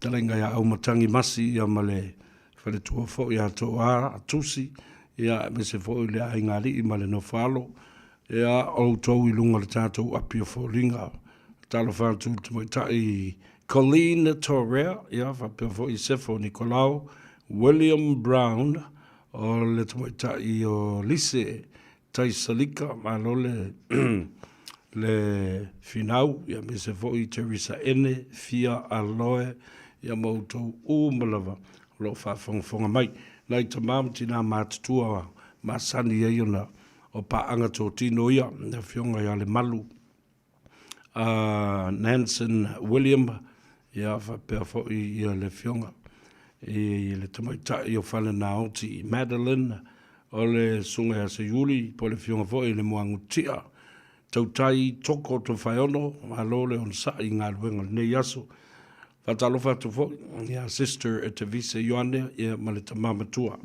Lau moli Ioane, fa moe le malosi, ia me se fo I ta matutua o le tātou ainga. Pei ona iai ia le fionga ia masoe a tauli, Iosefa, ia fa pea fo I tui maawalunga Iosefa, male faletua. Ia o ta matutua malava o masani ai, ia o le tau laulawina o tau suafa I le nei fo'i awauli. Ia po le nei fo'i a fiafi, ia me se fo'i o tinama ma I la tau mātutua. Watu le wha malo I tina mātutua nei o whealofani ma I la tau umalava. Ia taimali ia nga I tu lava I me tumu I le fast ia whapea fo'i ia. Le sunga ia o le sa oe ali mua I malae po o mua I le nuku ia a talo vatu ma lo le on sa I ma le vatu toa Elisabetta Tito talo valava ma lo le soivomanuia o mata mai I Brisbane I Australia ia ma so se tafa lava langi o lo o au mawai o tatu tangata Latu la seu I whanua ia le whaatau tainga le nevi au uli ina ia saili ili manos. Le anga le whaitoa I a olo o ta otopea le tūlanga o le wha le tonu o le leo. Ai a tonu e o atu laso tai au ia ua ato toa na le leime uma. Ia on ka kofi ei fo le mo ko whalongo le leo le kama e pesi. Whaaftai atu I le au lango le whatutua I le tua sa mo o tas I le nāwa yaso sa tātou whaafsanga I ai malau lua whasila whai ma le whainga malanga mai Samoa le fionga ia lio, po le telenga fo ia lio, whaatau malama, po le tofa fo ia la vea. Ia e mai se fo i la vea Filipo, ngā ono, ngā inga, ma i la tau uma lava sa malanga mai i le tātou a inga i sa fotu mamanase, o e sa lango lango, mai se fo i ia le fionga pesta ta malalangi. Le siufonga o le Plains FM, ia ma i la tau lo wha amau papoina, le siufonga o Samoa i le loi kala estete, ia e pei ona iai, ia le sunga ia Alex Fido, atalo fatu whaftai uso le anga le lei, ma le whai ainga le lei, ia mai se fo i le sunga ia le ulua i o Tumua, Joe Smith ma le whaletua, ma le ainga li, whaftai tele le anga le lei, whaftai fo i le tātou komiti na malanga mai whafo, ia mai Samoa, whaftai le utou Samoa, kai, o le whai ei whee, whai ei ngau, whai ei pusi, lu au. O le ia, mai moana. Ai ala, ia le kama o whai ei ufi. Le matau tia. Tāwhtai anga leile tua, nei te ua tātou le wheloai. Ia, whafua loa le soifua tautua, ai mai se al whaamapopoino le komiti, o le tātou sui tau wā whaoli oli. Ia manuia le whaamoemoe. O le tau whai le li o le tū, ia le vea, lau laua folasa, ia ma lona whaamoemoe ma le tau mawhainga. O le whaafitai whaapitoa, o mori atu le sao le ainga, o le tātou nuu le sao lo tātou ainga, le lau ftalenga, o le tū le vea tō vi o le tū pō, ma le tausia li, ma le nofalo, ma le ainga li o tara, aftai i le whaamau popo mai a lau o fionga le sao. Ia e ui na tātou le wheloa, i ma le tō tele nisi fo o tātou ainga, mai manase, vai atu, ia e tō tele o tātou tō whawhine, sa auai mai. Ia o alo ia whasino, ia teito mu popo, mu ese, ia teito tanu, ia male ainga, ia whapea fo i le sunga le pari tele, teito, ia ma i lato uma o lo tātou ainga, sa tātou wheloa ia i le po. E whatutumu e le tua me whangau ngau no le loftu lai, ma le au mafola. Whamangalo se leo le atou se vea nei po, ia ona le wale tonu fo i o lo iai, ia le tūlanga o le fuluma, mea whapena o ngasa o le winter. Ia, whatua au, toi mauale se mea whapele nei tausanga, mo le fia tausanga. Tolu se fulu, wha se fulu tausanga, le whatua a mau, toi mauale o se fulu whapeo, ua wha ile leo, atu le whafonga mai le atinu. Ia o le nganga, o le fia tautua, ma fia whao nā awanoa, o lo tu ina mai le atua, e whaatino ai, ia le ngā ruenga ma le au nanga. Wha mangalo ai se leo le nei a fiafi, talo tātou wheloa i ma whafo i sia le malosi i le aso tai au. Lau whai ngā ruenga, ta talo mai mo mātou, e awha pia fo i ta māmtina mātua o mo le atunu o tātou wainga. O le purenga, pe o ne iai ia le tō whāfo ia te utou o le po ia ainga matapau, ia e mese fo i le whau tautanga o ia te utou. O le mamalu o whale o polu tutofi o le atunuu, ma lau tō fo i whatu ainga tausi, o le vāna nofo ma upu o tausi ai le vātangata, anga le leile tua i le nei fiafi. Maduia ia le malolonga o le fiafi, whapena fo i ia le tūlanga o tali ngā sua, ia ma osi ngā taulanga, le a taua sa vele nei, tu ua utou se tasi o ana pese, ia manuia tele le tātou atunu, alofa tele mo oe soifua ma ia manuia.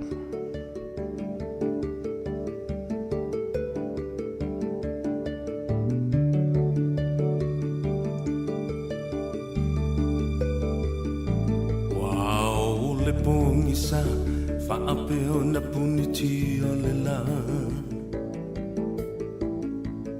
Awa o le langi, o le timu fo I le muta. O fitilo na muenga, wa tofai paloi mata.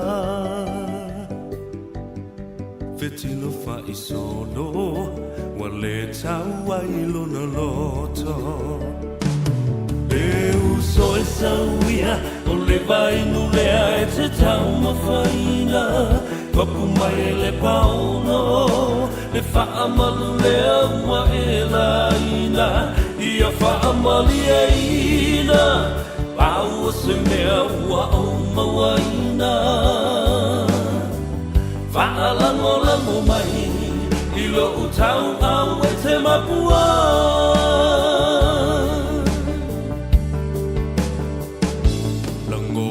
Le fia ai, se fulu se nese I whaalawai. A o se ato whangu, pela vai o se papa mafu. A mui a la salo, wa file mulo na masalo salo. Se ia lo famai, Ola wale mawhai. Leu so e sauia, o le vai no lea e te tau mawhaina. Papu mai e le pauno, le whaamalu lea ua e laina. Ia whaamali e ina, pau o se mea ua o mawaina. Whaalango lango mai, I lo utau au e te mapua.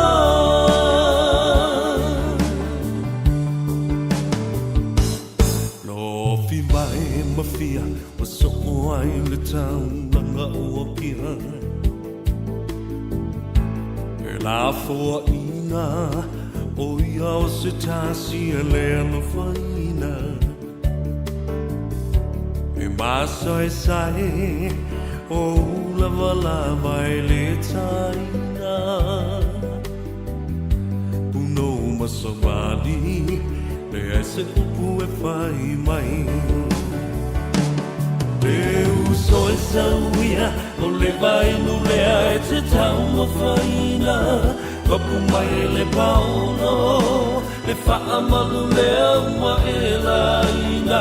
Ia whaamali e ina, pau o se mea ua o mawaina.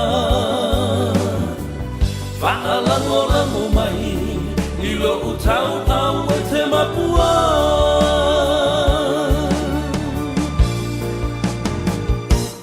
Leu so e sauia, o le vai no lea e te tau mawhaina. Mapu mai e le paolo, le whaamalu lea ua e laina. Ia whaamali e ina, pau o se mea ua o mawaina. Whaalango lango mai, I lo utau au e te mapua. Whaalango lango mai, I lo utau au e te mapua.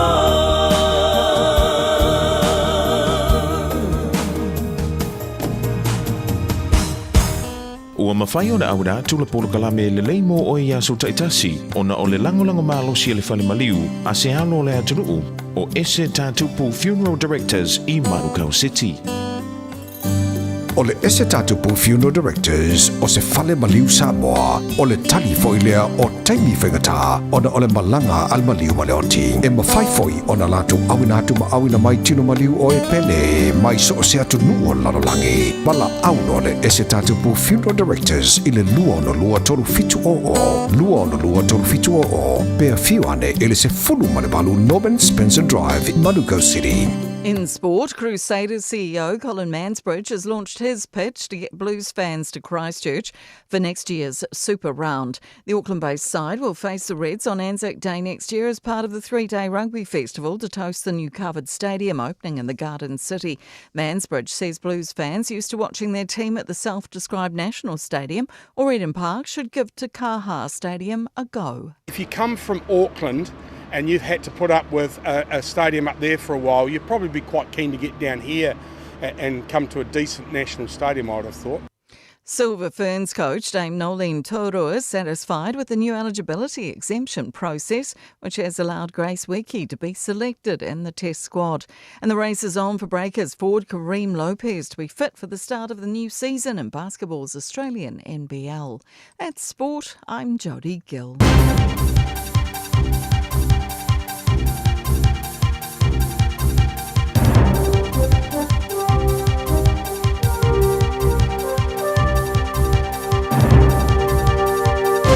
In this update, pressure on the Prime Minister to make a call on Palestinian statehood and follow many allies.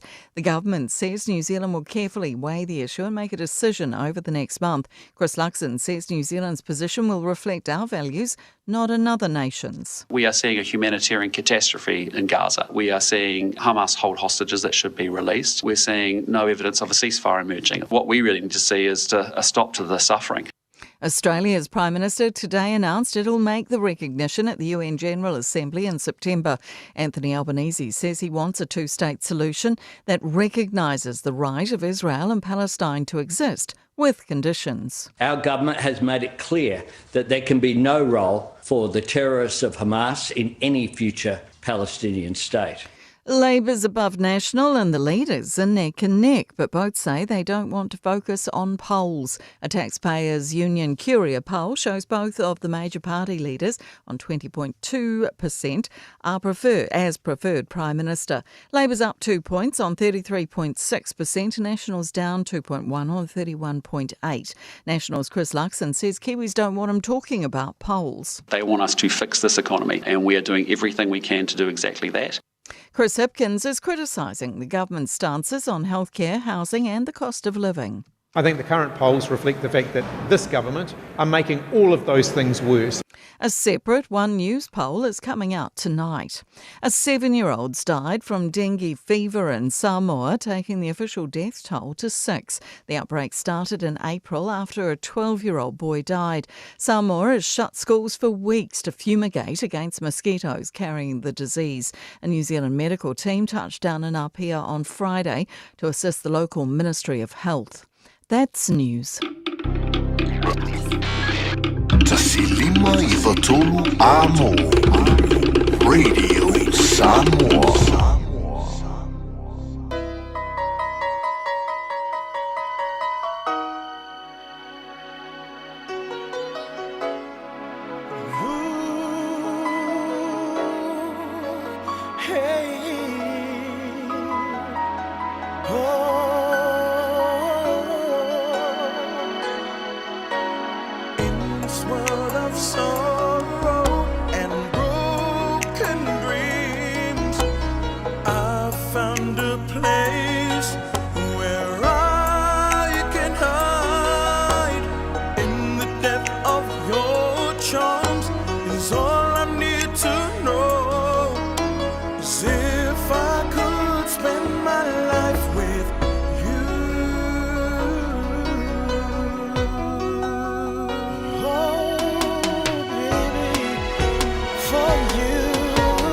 Knowing you so long, I can never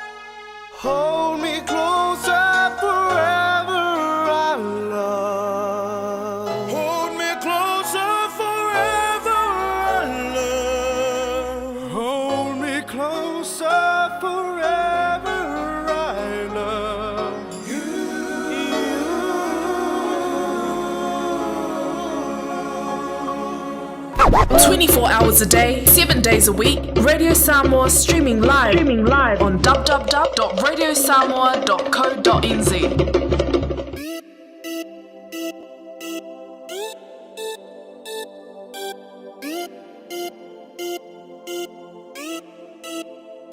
Lea tua alma i lo mana fama fana fana yoma tua e pele loa nganga ia e tau si ai la ue loa lofa tu no e tama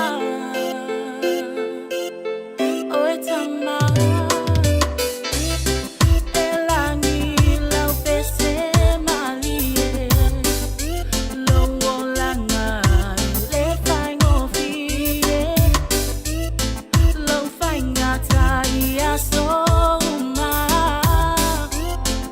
I left you I nai o matua le tua alma lo mana fama fana fana yo matua e pele lo anganga ia e tau si ai la ue lo alofa tu no e tama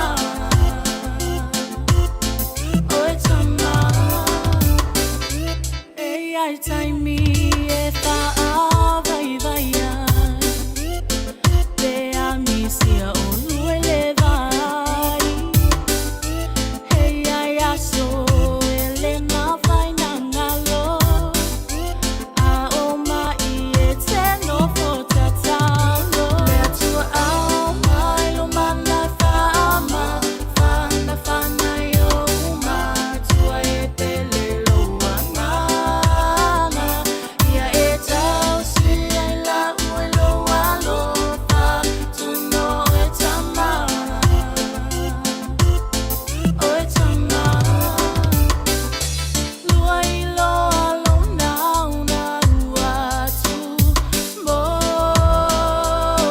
lua famanga lo mai o so se na o faia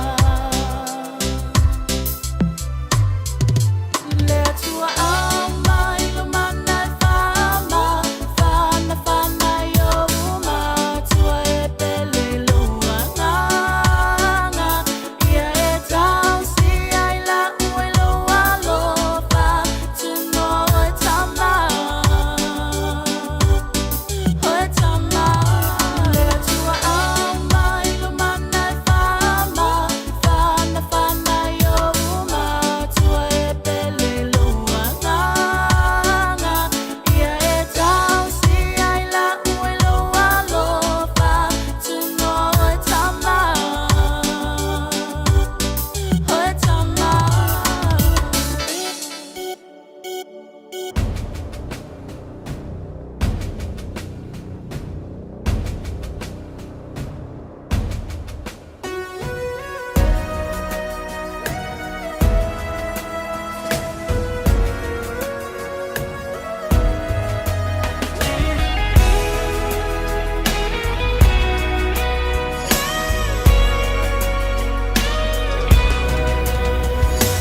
Loko itafa ese ele ngalo le nu upele o utofi mai le atua sili sili ese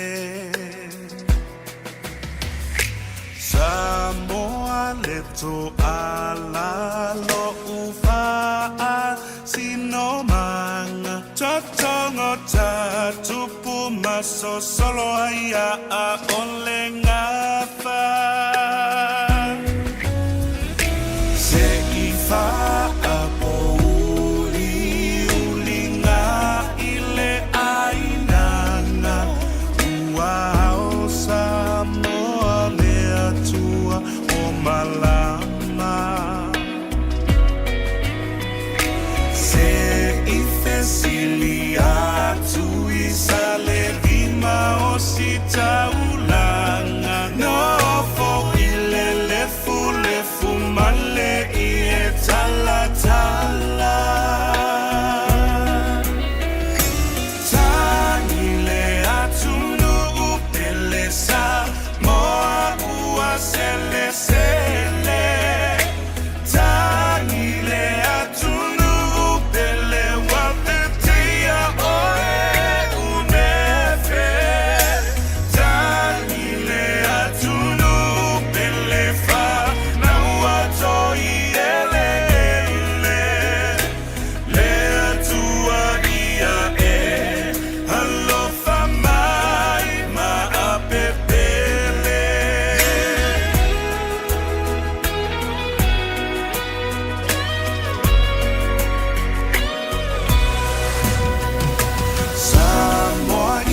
se tafa ia susu elefa amalama ia ta alili o se ava longo papa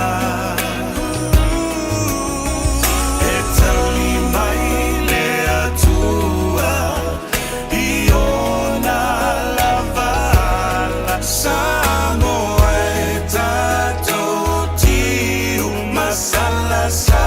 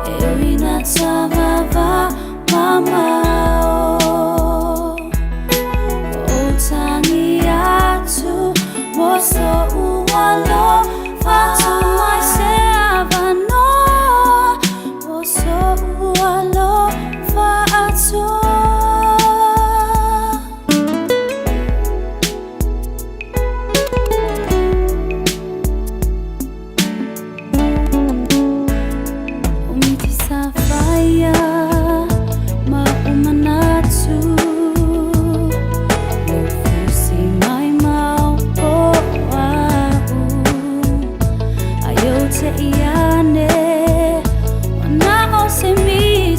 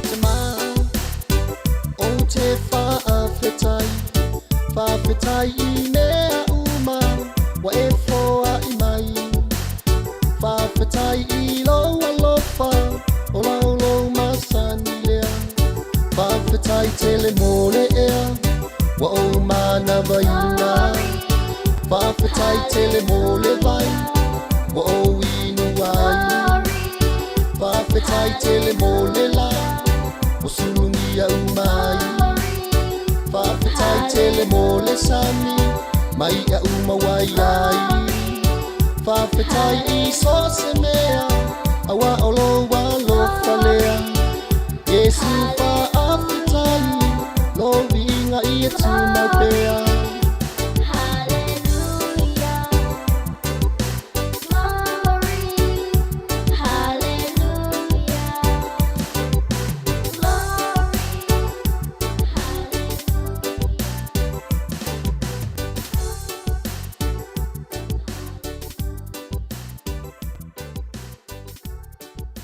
Ua na ole Radio Samoa se furulima iwa toru a mo e tautuaina o e ilaungangana fitu aso le vai aso.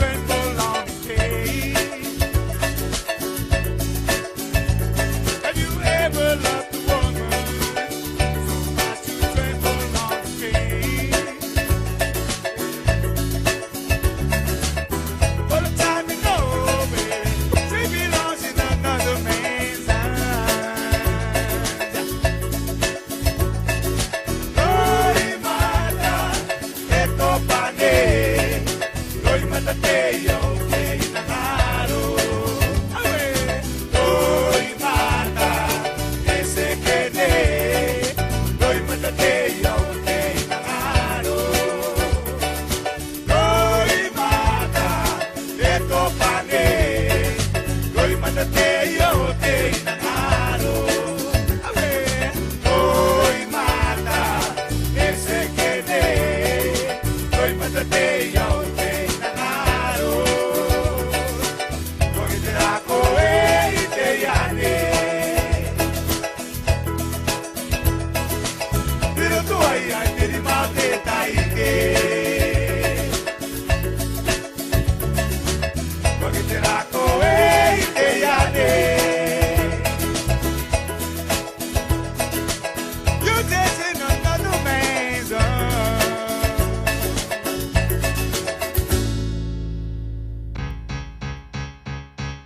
Anko anti le mo le panko manulu. O fe merka ko fangu vai foka fa ma vai mani pisa aisang.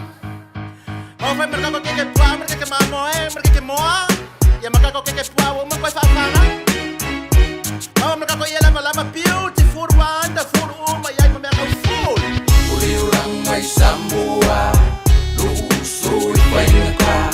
Uli orang afaka masulu le faka ka fuile faingofi. Uli orang mai Samoa, lu usui painaka. Ongo valu lima, ongo valu fa ura imai uso fai to sesuina. Eu langa ngama going is Samoa hustle life. Pikir pusa pa ingo de pusa vai ai se dai so fa au si ofu lima fa papa. Ai le kali o go ngai o mima mia o ngai e TV flat screen male au lia rukinga. Ule male aku fa fio le aku popo male ka wanga yo langa la usu ye. Ama wangi lo kupe ngai la ngonga lo sumalie. Yo langa ngi Samoa i kire mo fa so akua. Ke kuwa i me fa fanga la wa amala fu mo. Ale le foi lo fa ngoka ia fanga lo ka wi ai fa kau kau. Fanga le pus ngakala fa fai ai mai ai fa kau. Siakit va yang yang ale kele mai ai ore fe. Au ngai lo e songe o la ko la fa pepe. E mo wai kupe kele pe afasta vali au ore kele. Au mai fa la au aina. Ba ngai filo mai ai male lau le la au fasta aina. Kamako pi mau tengi mar ka pisila popo. U kamam ka pisenga ia ai fa fe ile polo. Ba ese de pa ye i pesi fa fa mai so solo. Lo langa i Samoa ngal fie fie mar sa lopo. Ia ile pu makiva. Manga kole ngore pasi foi lelo le tangi ilima. Ko komo le fangua ngai ka ki ai for ranger. Lo langa i Samoa pese ka wa e ka ilima. E mawangi na kupe yo kino ma ila. Mai Samoa, lu usui painaka. Uli orang afaka masulu le faka ka fuile faingofi. Uli orang mai Samoa, lu usui painaka. Ongo valu lima, ongo valu fa ura imai uso fai to sesuina. 1, 2, 3 and to the 4. Drop the beat, best beat, I'm Mike, lima kipa na Samoa. 65 mo brutalize, ia eva mai no ia ko musika leve vesi au ale so nga fai pa mole mole pasi mai fa fika i wapa ia. Au so mai i luma fa ku no ma kai la langa mai ni bea ko ngisa pelu mangi uso ka ko o fanga sa o i ka ile lafu. Nga uso ele i uso ole maka ole la. Ko ngu mai o kama, o i ni sasa o i ko ya i inga ka kua inga ole life ngai hamo so e fa inga ka. Le ala i le pule o le kau bua. Ai mali e mai e fai fua ngai mau mali ungo fu sala fa ala bela be ua basic king kong le maso o lo kaua. Uli orang mai Samoa, lu uso e fainaka. Uli orang afaka masulu le faka ka fuile faingofi. Uli orang mai Samoa, lu uso e fainaka. Ongo valu lima, ongo valu fa ura imai uso fai to sesuina. Uli mea ua mai kauinga. Pai mai o Samoa e makiva. E ai si akulo ingi usila ele ai lo ase mea ai va ai lai leika.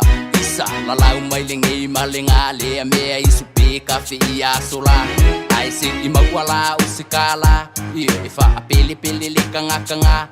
Lekele kalwalong kanga kama kwai over fai kakala ele do e ese uma fika le olanga aki kiru kwai pai e fai mai over ai merele ai a over lula punta mele anga lo vai kele. Le ya le makiva e kama fai ngai lo le kula le isle mea. Ele kakanga kungua ya wife kawia lo ke imai ai ki elo ya ungu ole falai.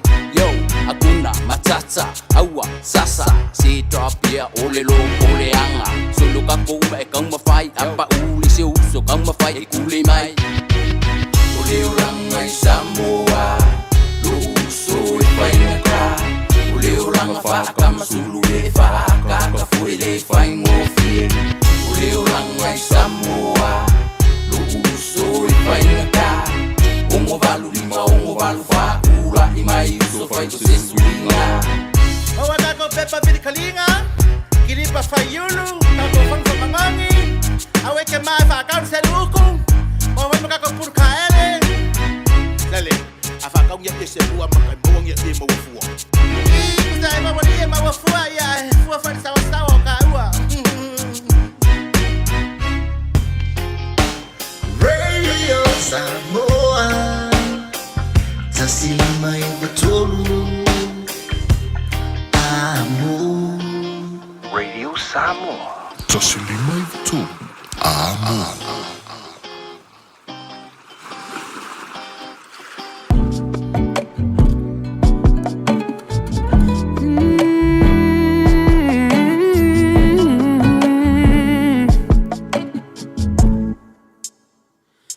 E alua o malepo lo umana o ete pai mai e fai lo atu ai so umana tu mo o e wale mafaya nei langona e sumali e ai male o ona o lo uloto atoa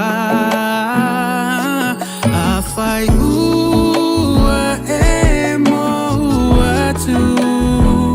so leo malu fia falongo ai moa ele ai masei si uamalo elo ufatu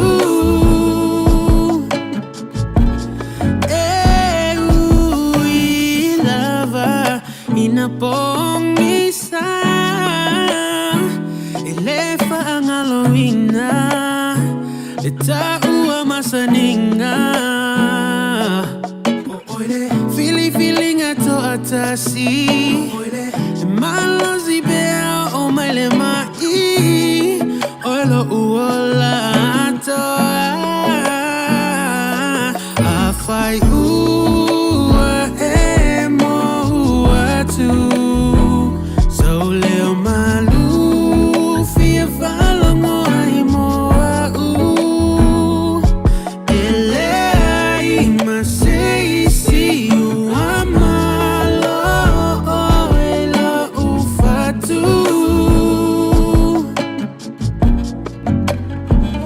fai mai sau upu olea e sau manatu ua ofia ilo loto fai mai sauta la betu mauta mafutanga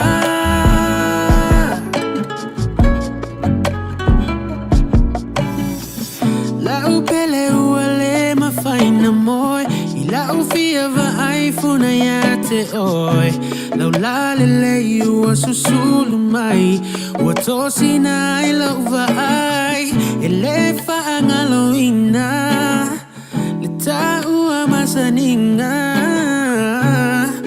oilo uloto atoa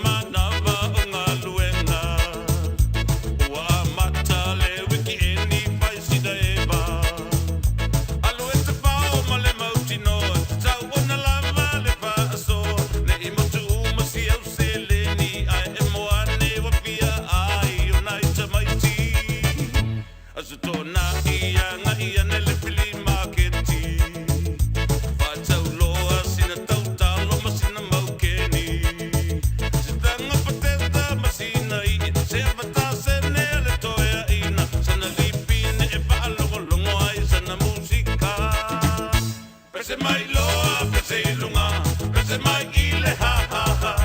Awala ia te pia pa misa ne ilo mai oe ele o kaia e tinga ina.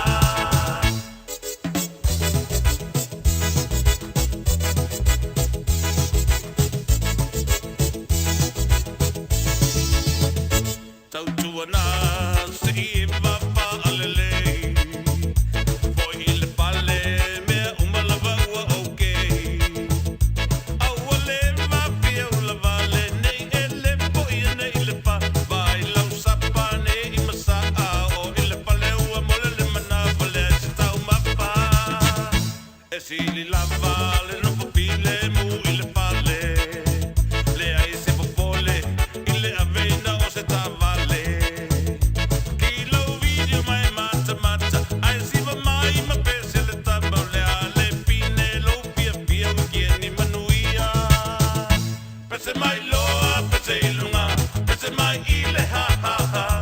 Awala ia e te tia pa misa ne ilo mai oe ele o kaia e tinga ina.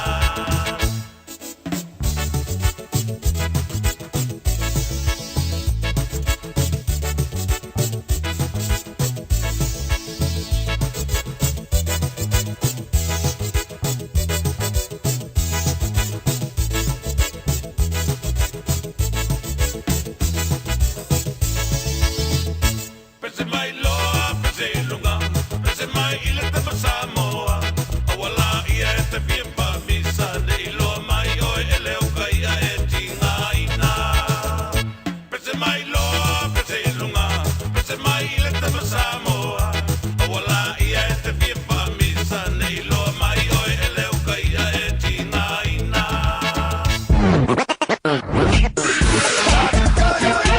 Malo soy fua, ol si fufonga Samoa, Radio Samoa, tasilima iwa tolu amo, se kia Radio Samoa.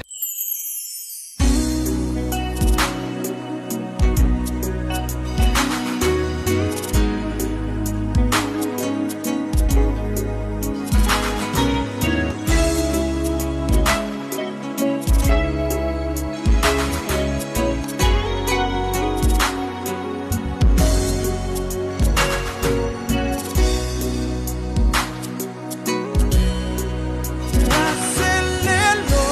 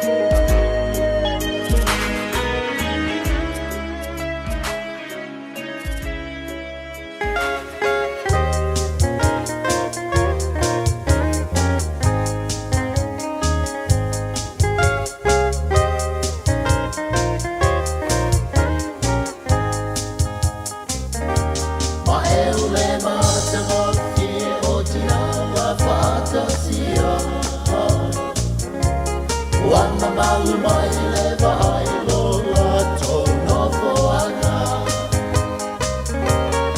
O ila tono mai o ni sumi o le fa aula. Ila la ni nei awa e tai wa ila na sila fana.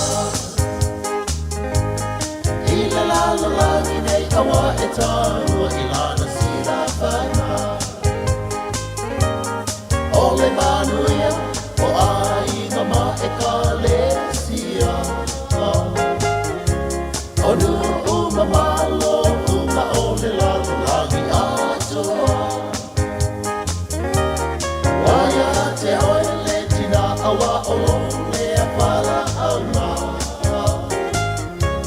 E pei ole ke riso na ia te tala mai le o te le anana. Ia e mana tua le whaaua, nā whio mai te i tāua. A tuku o le pule male mana, ia pia i le atua. Taru tuana, se mo whai maunolo a i ngā. Lona ofu ia, alofa, aua e te ofu i ngā.